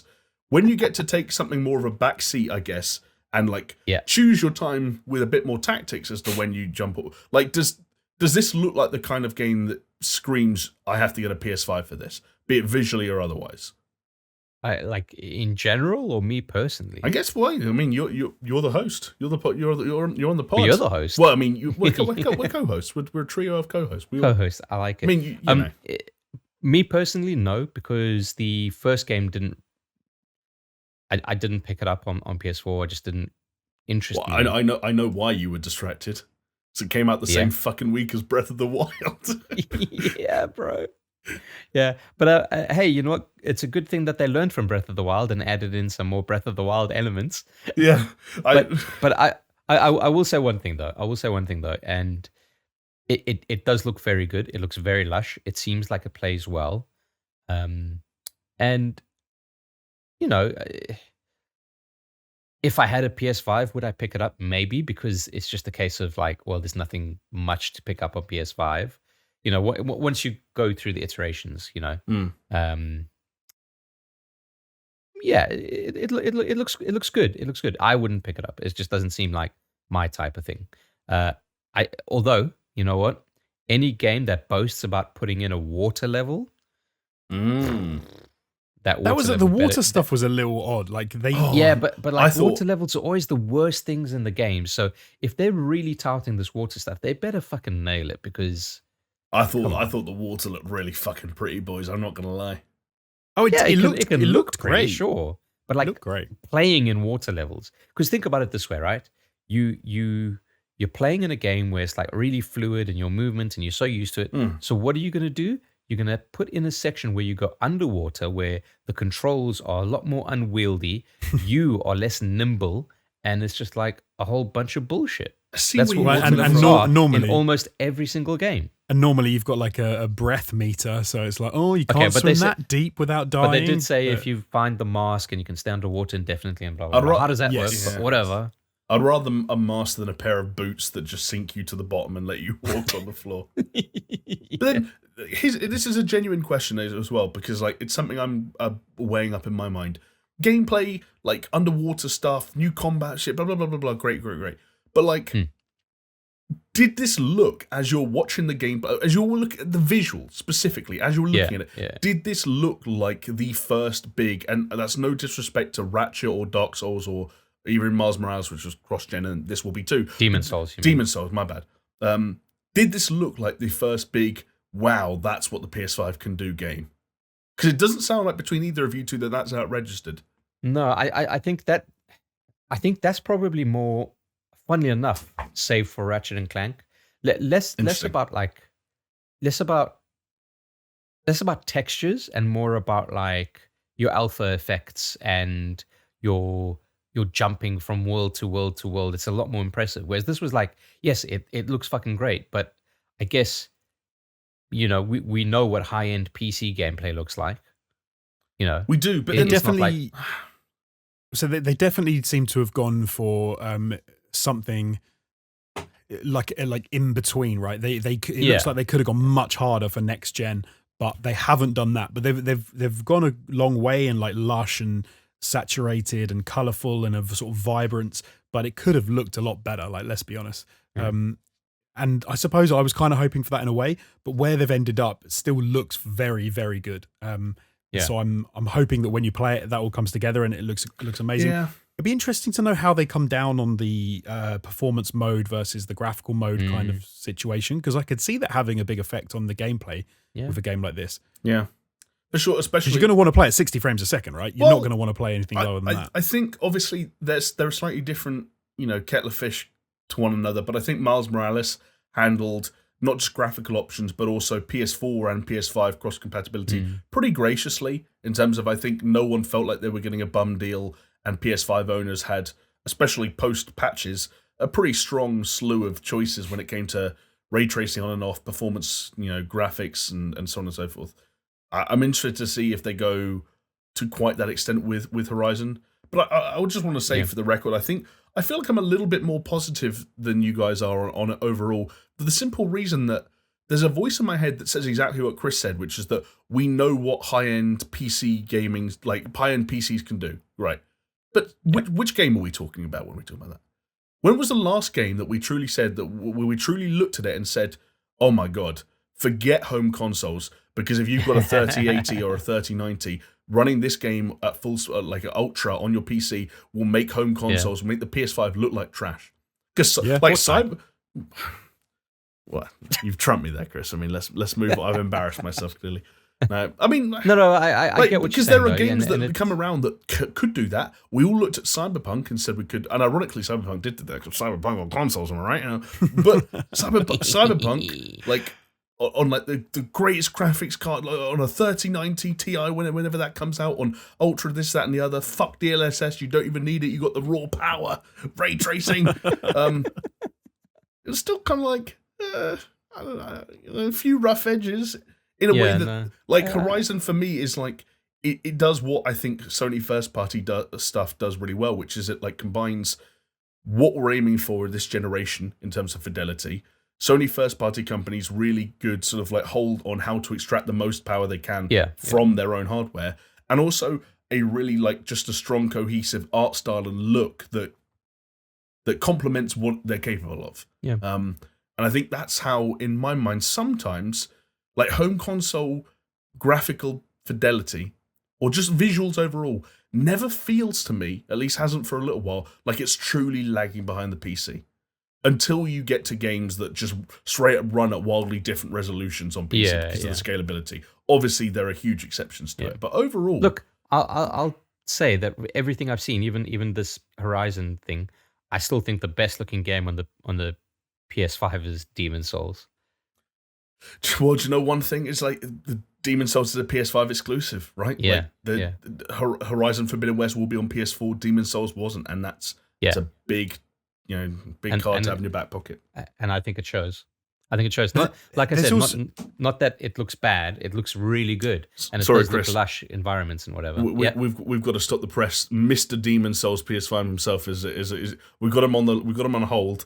The line's blinking. Jonesy, go ahead. Caller, go ahead. I wasn't even going to talk about Demon's Souls. I was just going to say that the one thing that I fucked it. Sorry, mate. The one thing that I think is, because you're saying about like what game you play on PC that does make you think that, but the difference for me is the fact that you can play at 60 frames a second with ray tracing, etc., etc., etc. And a lot of the problem the PlayStation 5 performance is massive. You're right. Is the performance is a big thing, and if you're going to end up playing this game and trying to decide whether or not you're going to play with like the full graphical options turned on but at 30 frames a second, then that is a bad decision to have to make, and it's one that I've made multiple times through like playing games. And Demon's Souls was one that I did. Like it was that was a game that I had to play at 60 frames a second. Like that felt how you're supposed to play it. Certainly, ironically, Mars Morales, which is a game which is a lot of like fast movement and stuff, I played with the graphical features just because it looked so good. I didn't want to sacrifice how it looked, just for the fluidity. But like the one thing that I don't know if you guys got this with Horizon was Aloy looked a little sluggish. I don't know if they've done something with how like the movement and stuff, and maybe it's just looking at it and it's a bad way to try and get a feel for a game. But yeah, one thing that I didn't see was maybe some of the snap that she had in the original, which I wanted to see, but then maybe it feels different. Maybe. I would have no idea. Probably also didn't help, Jonesy, that just a few hours before you saw Aloy running through the beaches and forests of that lush world, you were watching probably one of 2021's hot contenders for most boring protagonist in the world. I think he's called Aiden Walker. When they're called Aiden, know you're in trouble. Is it? It's Aiden, not Walker, is it? Aiden Crawl. Aiden Crookshanks. Aiden Mr. Crowley. Aiden Pierce. Chris, let's not go there. There's only one legend. Aiden. Oh no! Is it what? Is it that? Aiden. Aiden Caldwell. A quick aside. Aiden Caldwell. Watch Dogs. Yeah. Did you see that report that Watch Dogs was originally a driver game? I saw the headline. I didn't look into it. Yeah, hell yeah. That sounds like something that sounds like a YouTube video that would do 6-figure views. I hope someone makes it. Not us. But boring and personalityless or not remains to be seen. We will find out on December 7th. Aiden, whatever his name is of course the protagonist. Caldwell is the protagonist for the December 7th. So it's actually coming out this year. Dying Light 2 is actually coming out. Wow. Yeah, it's not. It's going to be delayed. But yeah. Actually, no. Sorry, Chris, you're right. Dying Light 2 is not coming out. Dying Light 2 Stay Human is coming out. That's colon. Right. No colon. Just Dying Light to Stay Human. Dying Light to Stay Human. It's all one long thing with no fucking punctuation whatsoever. No colon, no comma, no weird fucking where you do the shift backwards thing and it's like a line that YouTubers use. None of it. Just Dying Light to stay human. And we should say it like that just to. Guys, even if there was a colon, what a stupid fucking name. Stay human. Why? It doesn't need it. Like Dying Light 2 is fine. What do you mean stay human? Can you get infected and turn into a monster? No, because you get a game over. So we're not trying to stay human. No, but you are. You saw this as story Jonesy, beats where it's like, I'm infected. Jonesy, if you think you are, that means every first-person shooter ever alive should have the subtitle "Don't die" or "Stay alive." Call of Duty Modern Warfare, stay alive. No punctuation. Sorry. If we're saying the subtext of the story, which is like not even directly addressed because it's permanent, i.e., don't die, i.e., stay human, is no whatever. No, because I think you're misreading what they're saying by "stay human." If you watch the trailer that they had, then I would say that what they were alluding to with the "stay human" was you're the one making decisions in the game, and morally you could lose, like you could not be human by making decisions that adversely affect. So you're saying the humans are the real monster cliche has now been grafted onto the title of the fucking game itself. The idea that the humans are the real monsters of the post-apocalypse with the zombies. The idea that you can make decisions. Apparently, if you believe what they've said, that you can make decisions to. It's almost 1:15, and I feel an argument coming on here. So let's just we're not arguing. So, but Chris, you're right. Like somehow after not even just delays, but radio silence at times, and the. And worse than radio silence. And the fucking showing us the water situation over and over again. Yep, the lead writer, Chris Avellone, getting cancelled and dropping off the face of the games industry. Dying Light 2 somehow survived all of these encounters and more, and is back. And as we said, is out December 7th. They showed a bunch of gameplay today, which was narrated and sort of surrounded by interviews with a bunch of Polish men who were like speaking from a script, but trying to sound like they weren't, which... when you're doing that in a second language, often sounds very strange, but they put on a brave face. Fair play to them. Jonesy, I've got a theory. Can I give you a theory about Let's hear the theory. So, obviously, Avallone's gone, right? I don't know why, but I get the feeling that they've completely rewritten the game. Like the story of the game. I think you're right. I'm going to go one further. I don't think they'd even finished it when he was still there. Yeah, maybe. Yeah, no, you're probably right. But it feels like they've come back after sort of hiatus or whatever and all this stuff going on, and they've gone, right, we've got this guy, Aidan Caldwell, it's 15 years after the events, he's coming back because he's trying to find someone from his past, and you're like, oh, well, this is stuff that we've never heard mentioned before about how this game is going to function. And it feels like they've tried to maybe take what they had and retrofit it onto take a new character, a story, retrofit everything they had in order to make a game that actually works. Because I think the biggest problem from originally was, every decision you make is going to have ramifications for the world and how everything operates. And everyone was like, bullshit. Because every time someone says that with a video game, it never works like that. They've basically explained what the new system is, which is like, hey, the open world is going to have things where you might fight to earn a certain portion of the open world access to water or electricity, and when you do stuff like that, you're going to have a choice over which of three factions you give it to, and it sounds like the faction that you choose is basically going to set dress that corner of the map. That's that's how the world is going to change to, and there are going to be bigger story decisions at various points and probably multiple endings, but it's always a diamond, right? There's choices and then there's endings. Yeah, and funnels at the end. But there's no way that it goes the way that they were sort of touting it originally, which was you can make story-defining decisions that would change the entire course of the story. With all due respect to Chris Avellone, which is at precisely none at this stage, like Dying Light 2 never needed him. Dying Light 2 just needed to be Dying Light 2 with that formula worked, and Chris, parkour's back, combat is back. The changes to like the sort of decision making changes to the world stuff sounds like it's been honed in on to a point where it sounds plausible. Surely that's all this needs, right? Yeah, totally. I mean, the gameplay reveal that they had it looked great. It's everything you wanted. It was like parkour. There's some melee combat. It looked fun. It looked good. And I guess like getting bogged down in kind of like morality systems in a game like that is probably a bit redundant. Yeah. I agree. Plus, as I said to you guys earlier, you can 2-foot stamp someone in the head, like jumping stamp on the head, and the head explodes. I loved how much gore was in that trailer. So shout out to Dying Light 2. Once again, that date, December 7th. But anyway, that was enough for the West, boys, because Now it's time to throw it over to our friends in Japan, and I'm just going to come out with this up front. I might offend some people here, but do either of you two care about Dragon Quest? Because I sure fucking don't. Personally, the only thing I care about Dragon Quest for was because it looked like Octopath Traveler, and I was like, oh. So yeah, Dragon Quest 3 is being remade in the Chris the 2D HD engine. Have I got that right? 2D HD, buddy, the clunkiest fucking engine name that ever is. That looked really cool. That was the extent of my interest, though. That was it. I guess the thing with like Octopath Traveler was like it was really cool, but it was almost like, why are you trying to get too gimmicky with it? Just give us like a traditional RPG in the style, and we'd be happy. And then they released that like fucking, what was it, Project fucking Triangle Liberty douchebag or whatever. And it's like, and again, it was like, oh, okay, it's like Final Fantasy Tactics in that style. But again, they were just like overcomplicated it and made it like in a way that it shouldn't have been. But if this is a remake of a Dragon Quest mainline title, then maybe this is what it is. You know, this might be, third time's a charm, third time lucky. It's like, it's a great style, and just give it a traditional RPG thing and don't fuck with it too much. Now, I don't know much about the old school Dragon Quest games, so maybe Dragon Quest 3 is the one where they went off the rails and and fucking egg on my face saying a more traditional RPG thing. But I just feel that that's what that engine needs. It just needs just a solid story, traditional things. Don't fuck with the formula too much, right? Like, don't have the same scenario with 8 different playable characters and all that bullshit. I think that's cool. Totally valid. Yeah. Actually, when you explain it like, do you know what, Chris? They should have had you on that fucking live stream. Mate, would have made more sense. I can't tell you how many fucking live streams, state of plays, Nintendo Directs I've watched, and it's like, you know what? That was good, but it could have been better. You should have brought me on. You know how sometimes you had that little man or woman in the corner who does sign language?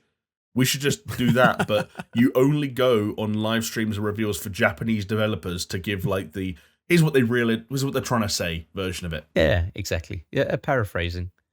Is there a Chris version of that for Dragon Quest 12? Because this is another thing that like I'm gonna sound super like fucking like I don't know whether or not I should be excited. I think recent Dragon Quest games have looked cool. I like the visual style. I like a lot of the music for some reason. Music's great. I'm not super down for fucking like turn-based. I'm not super down for RPGs where I run into an enemy and if I hit them first, it fades to black, and then I'm in a different turn-based battle arena, and then that fight ends, and then everyone in my party gets XP, and then I'm back exploring an overworld. I don't like that style anymore. No, that's kind of old school, and I think that's changed. You've seen with like Final Fantasy how that's changed, and I think it's true for the Dragon Quest 11.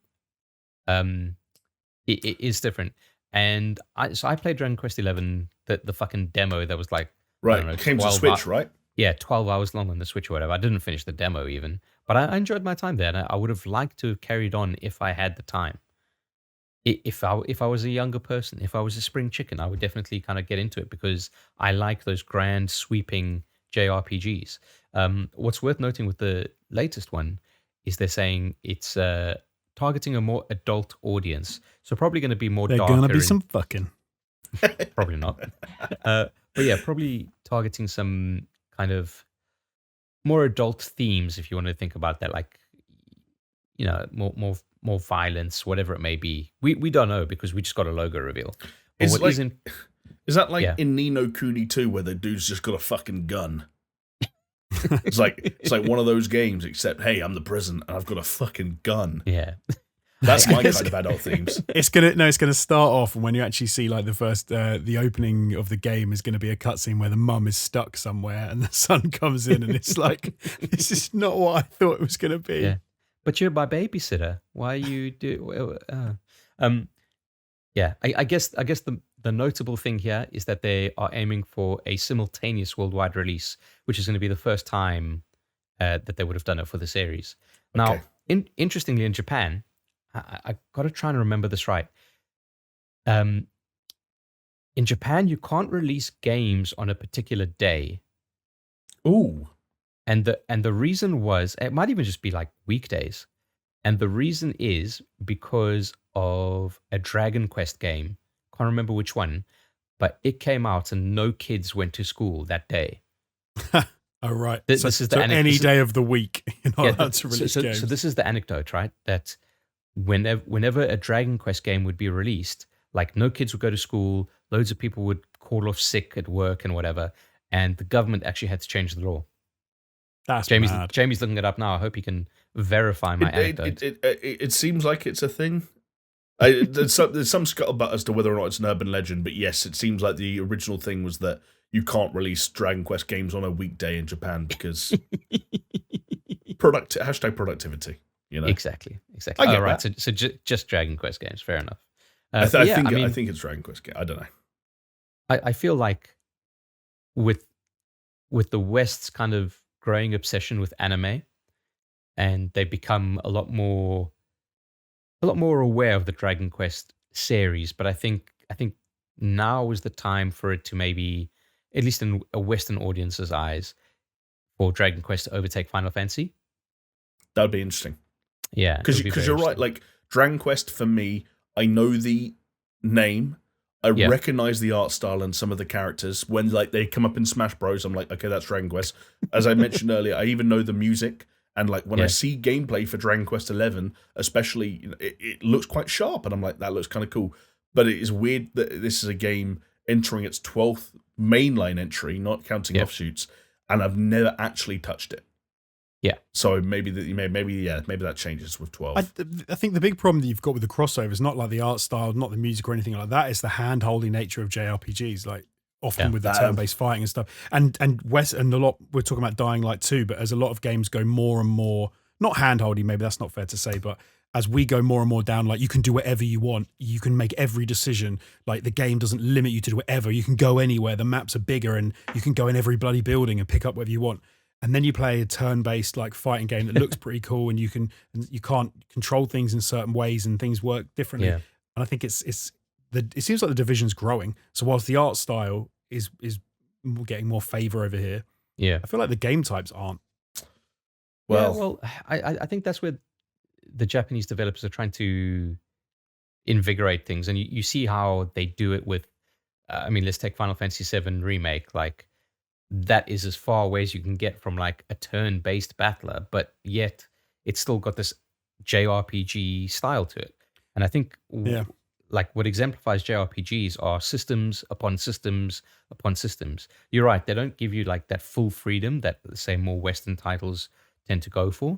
But what they do offer you are like fucking a barrage of systems that you don't necessarily have to interact with all of them, but they're just built upon each other, like one thing after another, after another, after another. I just want to get this on the record, Chris. What you're saying is it's great that they're remaking Dragon Quest 3, but what they really should be doing is taking that story, splitting it up unnecessarily into 14 separate games that are going to be released over the course of 73 years. Is that what I'm hearing? That's what I heard. Yes. It's a good strategy. Let's see how that works out for them, Cotton. Okay, I'm looking forward to it. Just like I'm looking forward to finding out who the fuck Sephiroth is. Might never find out. I don't know. Fuck me, right? I only played 50 hours of that fucking video game. Anyway, do you know what? I haven't played much Dragon Quest, but I got respect for it. Hopefully that was clear. Shout out to any weebs who are watching and or listening. I'm aware of the plight and I'm with you. One thing I don't have time or respect for, lads, and we might have to fight over this because I know you're both retro throwback Sega cucks. Sonic's doing the rounds again. Sonic's still a fucking weirdo. And I wouldn't change him for the world. You know what? I honestly wouldn't change him for the world. Should we talk about what Sonic's up to? No. Yeah. Why not? Should we give people the highlight reel at least then? To be fair, let's do it. To be fair, if you're gonna, we covered the Mario one, didn't we? So we should probably cover the Sonic one. It's sort of a similar kind of deal. Okay, to be fair to Sonic, there are some new games coming out. Re-releases first. Let's start with Sonic Origins, which is a collection of Sonic 1, Sonic and Tails, Sonic 3, Sonic and Knuckles, and Sonic CD. Retro Boys.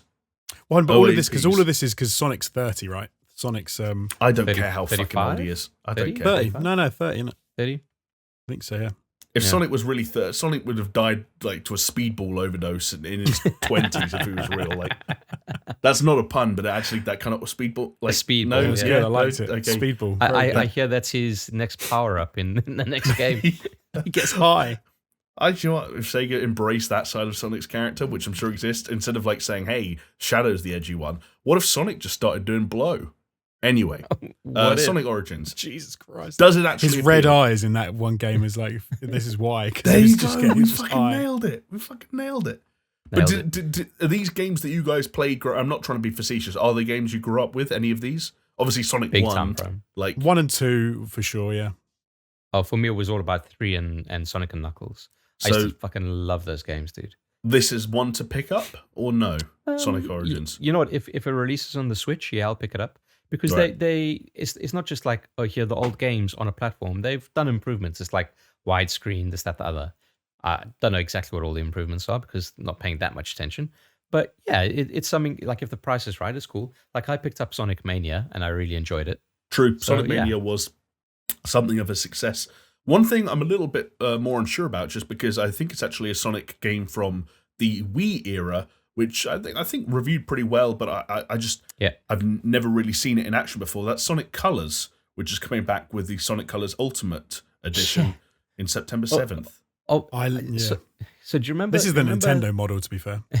Remember, I'm not going to say last week because it wasn't last week, but the week before when we were on the podcast and we were talking about Need for Speed Yeah. and how they remastered the wrong Right. game. Yep. Maybe this is the right game to remaster because people do seem to have a fondness of They do. colors, but it just seems odd to me. Like, do any of the modern Sonic games actually need remastering? Every time I've heard of a new Sonic game coming out over the years and I've looked at it and I've gone, oh no, it looks shit. So I'm not going to lie. Like any one that they're going to redo that isn't 1, 2, Knuckles, whatever, I'm like, okay, I'm out. I'm over. Yeah, I just Yeah. don't like. You see, I think this is the divide, right? And Jamie, it's something that we've discussed ad nauseum on ourselves when we're Yeah. arguing about Sonic. But there's very much the retro Sonic and the not retro Sonic. From whatever point, I don't know where it kind of flipped the switch, Mhm. but it's definitely two different camps of Sonic fans, right? Yes. Yes. So for me, it's for very sure. much I'm a fan of retro Sonic. Modern Sonic, I just don't get. It just doesn't appeal to me, etc. But then again, it's for is for a younger demographic.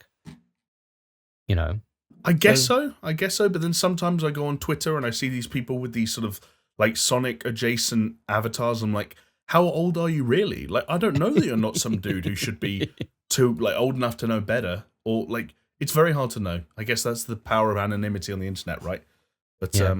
there is one piece of good news to come out of all of this, which is I can confirm by my top secret correspondence with Sega Europe and their YouTube channel. I can confirm that Sonic Colors will have a U in the word colors in the territories wherein that would be appropriate. Yes, So quality. Good. people who speak English properly, fear not, we are being catered to. Sonic fans, though, will be catered to even more next year when a new Sonic project comes in. I can confirm that we have seen the trailer.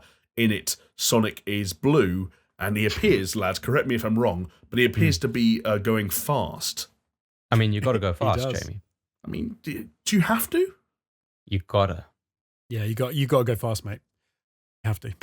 Tell you the one weirdest thing about this whole, like, I don't know if you guys felt this, but this whole Sonic thing was the random like appearances that Sonic's going to make in other games. Oh, They look Yeah. so shite. Like in Tokyo 2020, Sonic looks awful. Like it looks so like some fat bloke in a Sonic costume that That's- is. Oh, no, That's what it is. That's what it is. It's meant to be a human in a Sonic costume. No, Yeah. but it looks really bad. Like it doesn't look like a good human in a Piggy costume. It looks like it looks like a budget one that someone's mum bought from a knockoff shop. Does it look like I am in the game in a homemade Sonic costume? Is that what it is? It does. Like that? Okay, there you It go. does. Wow. For a It bit does. of visual imagery for people. And then someone says, "Is that a Sonic? Is that a Sonic outfit?" And someone goes, "No, it's Cynic because they can't be Sonic because they haven't got the license, so it's not Oh, quite." right. Sonic. And then they had the is it the 2-point hospital thing where Sonic's going to rock up and be a Yes. doctor, and you're like, "What are you doing?" well, because so what weird. happened was he didn't go fast, so He went slow. No, everyone that goes too fast and ends up with some kind of like muscular injury. That's what Sonic Broken ankles. It's like, yeah, I love that. Imagine the idea of Sonic going fast and just rolling his ankle because just one time he went too fast. He's like, lads, I've got to sit it out for this game. Rob, you got phone Knuckles, phone fucking Big the Cat, see if he's available. I kind gonna of feel sit that this one out. with Sonic's momentum, if he had to roll over on his heel, he'd probably like rupture every single muscle in his body. Yeah. But needless to say, sorry. I would say one thing about Sonic though, because I think Sonic could eat Mario's lunch, right?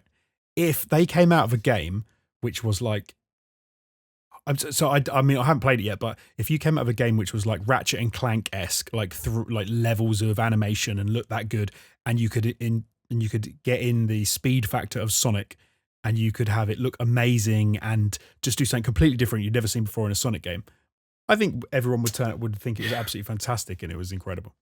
Nah. Even I have to disagree with that one. I just don't know. Like, I think what we've noticed more and more with Sonic over the years is that going fast isn't enough. Like, what do you do? No, exactly. Going fast gets you from A to B. What do you do when you get there? That's what I'm saying. You need a completely different game. You need like a Ratchet and Clank game where it's like you've got weapons and guns and you've got portals and da-da-da. They've do tried so much that more though, with bro. the game. Like Sonic has run around in open worlds. He has fucking fought like an evil version of himself. He's kissed hot chicks. He's turned into a werewolf. He's raced a go-kart. Like, Sonic has tried stuff. They need to try better stuff. Try better stuff. Try better stuff. Mario's doing it well, Sonic. You are letting down. Maybe what we're saying is Sonic needs the Star Fox treatment, which is like when Nintendo didn't know what to do with Star Fox, they were like, fuck it, give him a staff and put him in a dinosaur game. Like, we don't know what we're doing anymore. Maybe. There's our idea. It's Star Fox Adventures. It's Sonic's in it. There you go. That's a mod. Just quickly, speaking of Sega, did you see that Creative Assembly are making a Sega-themed FPS game?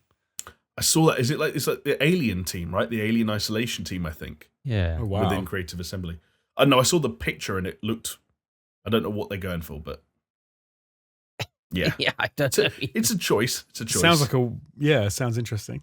I wonder feel that's Sega in a nutshell. It's a choice. That's a choice. I mean, honestly, that's a lot of companies right now, and I feel like that might be a phrase we're coming back to a few times as the weeks roll by, because as we wrap up this episode, we look forward to the future, where, as we've sort of suggested a number of times, weeks like this are going to keep on happening. I think by this time next week, we'll be able to talk about a whole bunch of other games that have been either revealed or shown off gameplay, maybe even platforms. And then, of course, we get into E3 proper, and I'm sure we'll figure something out to cover. Because, I mean, if we just spend 2 hours talking about 4 games, I don't know what we're going to do after press conferences. That's what I'll say. Oh, my God. What are we going to do? We got to figure it out. Got to put our heads together. We'll figure something out. But do you boys have any closing thoughts before we bid people adieu? No. I'm fucking tired, dude. You're fucking tired. There we go. I think that's all the indication we need. A little idea, rather than a little a word or a phrase to get people to comment down below to let us know that they made it this far. I'm just going to say that at some point during this podcast, I won't say exactly when, but at some point, I started holding in a shit. And as a result of this, my stomach made some noises that I'm 99% sure were picked up by my mic.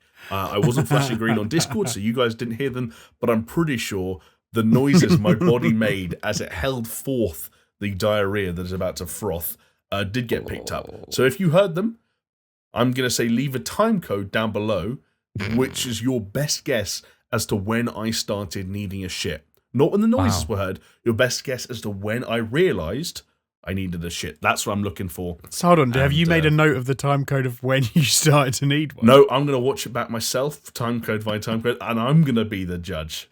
Right. But like, will there be a prize for the correct correct answer? Joe, when I go and do it now, I'll take a selfie, and the prize will be they'll get sent that selfie. Oh, a stool sample. No, I shouldn't have said that, because I'm not going to do that. I'm not going to take a selfie of myself. The prize will be... Yeah, I mean, someone already has a picture of you on a toilet as a profile picture. Yeah, that's true. What if the prize was just as simple as, like, if you actually get it right and I remember, you're immediately the comment of the week? And in that but then that means we're talking about diarrhea inside the first 15 minutes next week. Do we really want to saddle ourselves with that? It's a good question. You know what? Okay, we'll leave it open ended. If you can't guess when the time code is that I start needing poo, then you can make suggestions for what the prize for the person gets it right is. Then you got 2 options, right? Yeah, fair enough. Decent. All right, sounds good. Thank you all so much for watching, whether you're watching on YouTube. If you were, like the video, subscribe if you haven't already, leave a comment down below. If you were listening on a podcast platform of your choice, please remember to rate us 5 stars if this was possible. If you're listening on Paisley Radio, shout out to all of you.